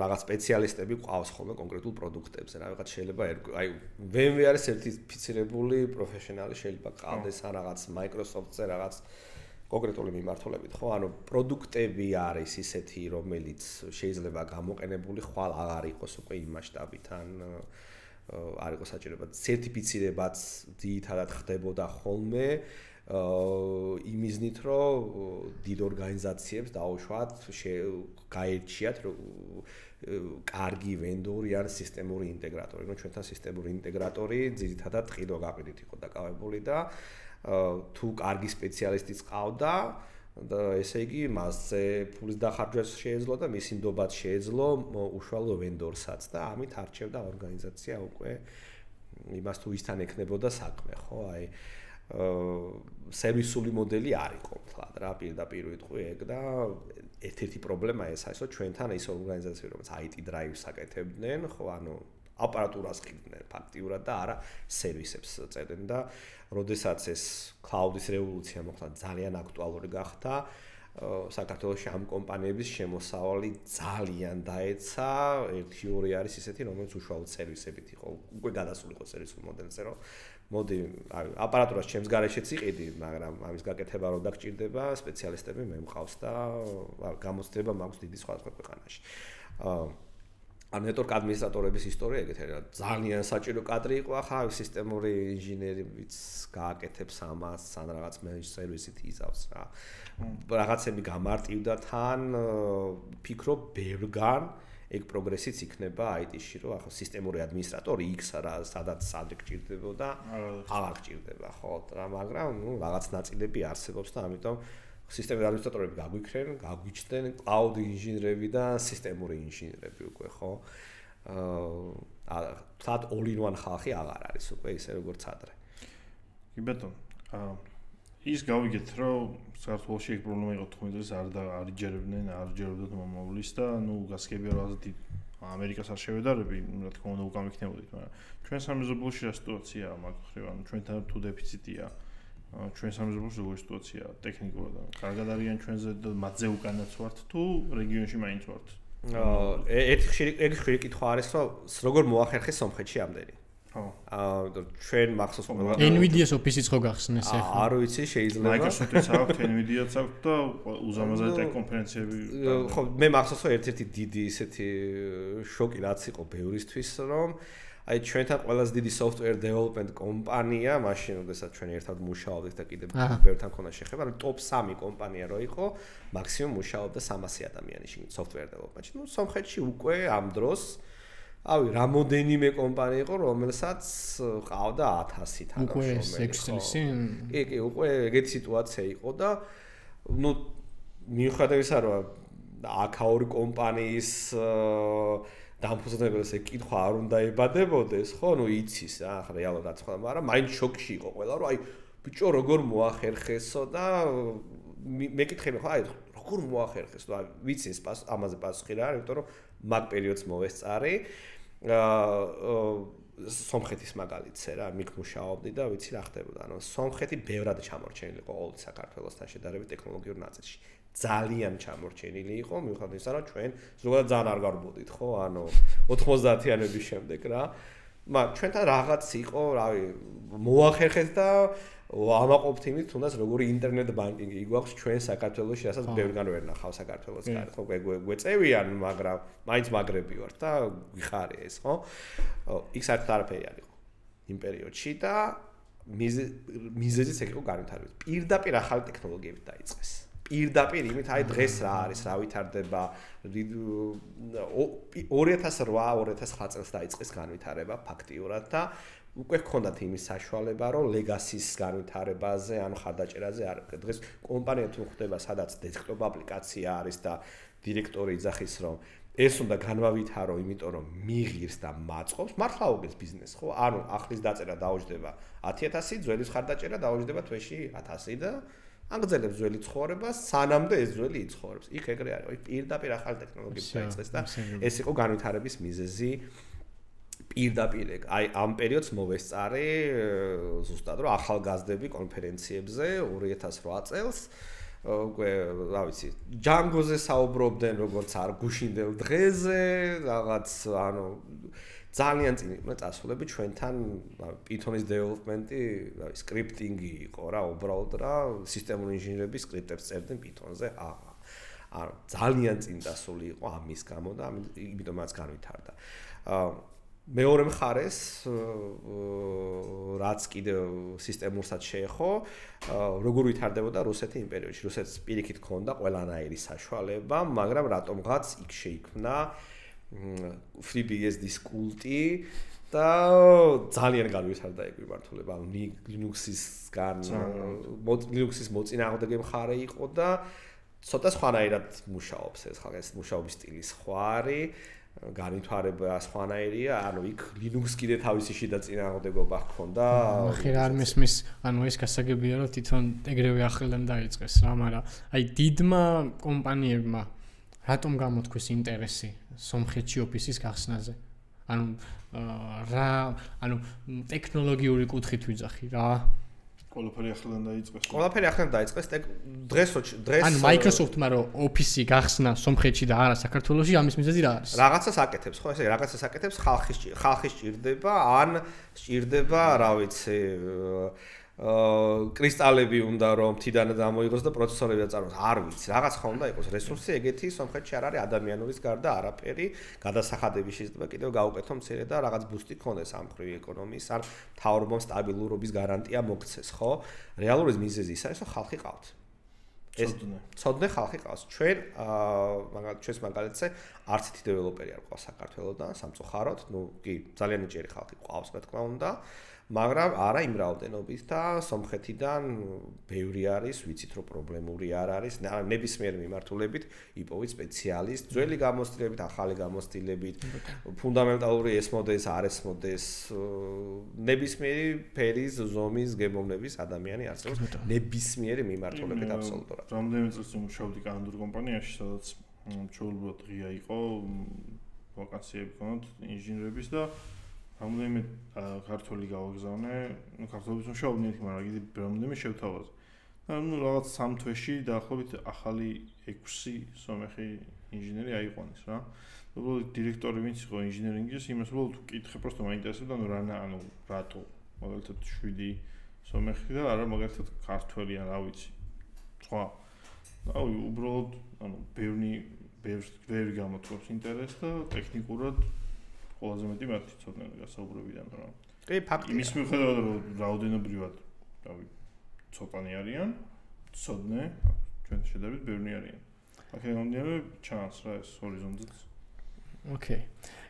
და რადგან უკვე ბოლოში გავდივართ, ერთი ეგეთი ტრადიცია გვაქვს პოდკასტზე რა, რომ სამი რაღაც ზოგადად რესურს ვამობთ ხოლმე რა, რომ მაყურებელს დაინტერესებს მე და ის წაიკითხავს რა და თუ გაქვს სამი რესურსი ან მატერიალი ან რჩევა შენ გადაწყვიტე და რას ეტყოდი გინდა advanced ხალხს, გინდა დამწყებს შენ ზია გამონაკლისს ვთქვა დღეს რჩევა. კი ბატონო. რჩევები. კარგი. მარტივი იქნება. ფუნდამენტალურ ცოდნაზე, დეტალებზე დაკვირვება. ეს დღეს შეიძლება არ გამოგაგხსნათ, ხვალ ძალიან დაგეხმარებათ ყველას. ანუ ეს განსაკუთრებით გაჭირვებულ პერიოდში, როდესაც ორგანიზაციას ძალიან უჭირს, აი შეხვდებოდეთ კიდევაც, ავიც ჩვენ მქონია ეგეთი პრაქტიკა, რომ 10 დეველოპერი ზის და დირექტორმა ყველა გაწია და აკეთა საქმე და წავიდა რა, იმიტომ რომ ექსპერტი მაინც ექსპერტი არის რაღაცა წვრილმანში.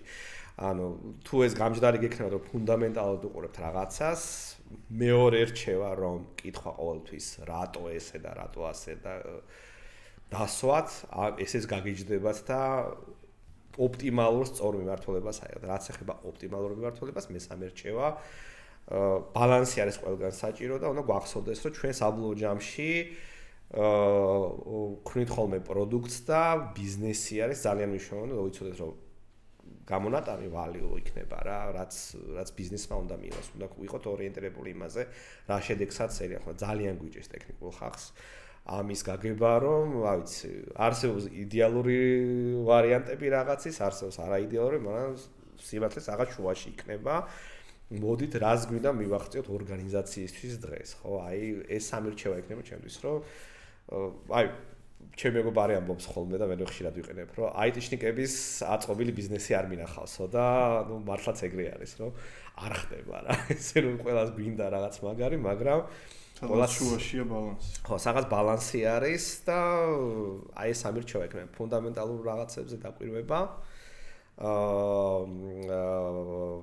ბიზნესის გათვალისწინება ამ ყველაფერზე და ბალანსის დაკავება იმ მხრივ, რომ ვიცოდეთ რა მიმართულებაა სწორი და ყოველთვის უყუროთ ჩვენს ნამუშევრებს გვერდიდან. იქნებ რაღაცა სხვას უკეთესი იდეა აქვს ან არასწორად ფიქრობთ, ხო? ყველანი ვწდებით, ეს არ არის პრობლემა. შეცდომებს ყველანი უშვებთ ზოგადად ასე. დიდი მადლობა გიორგი. მადლობა რომ დრო დაგვიწყეთ. მადლობა გიორგის. ძალიან general პოდკასტი იყო, ყველაფერზე ვისაუბრეთ და ჩემი აზრით სხვადასხვა არა მხოლოდ დეველოპერებს და სხვა ხალხსაც ძალიან მოეწონებათ.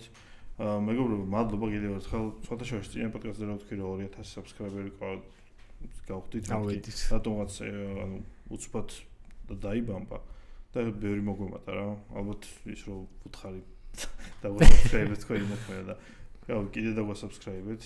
მადლობელი იქნებით. და მადლობა. ეს იყო მე-11 ეპიზოდი. შევხვდებით მე-12-ში.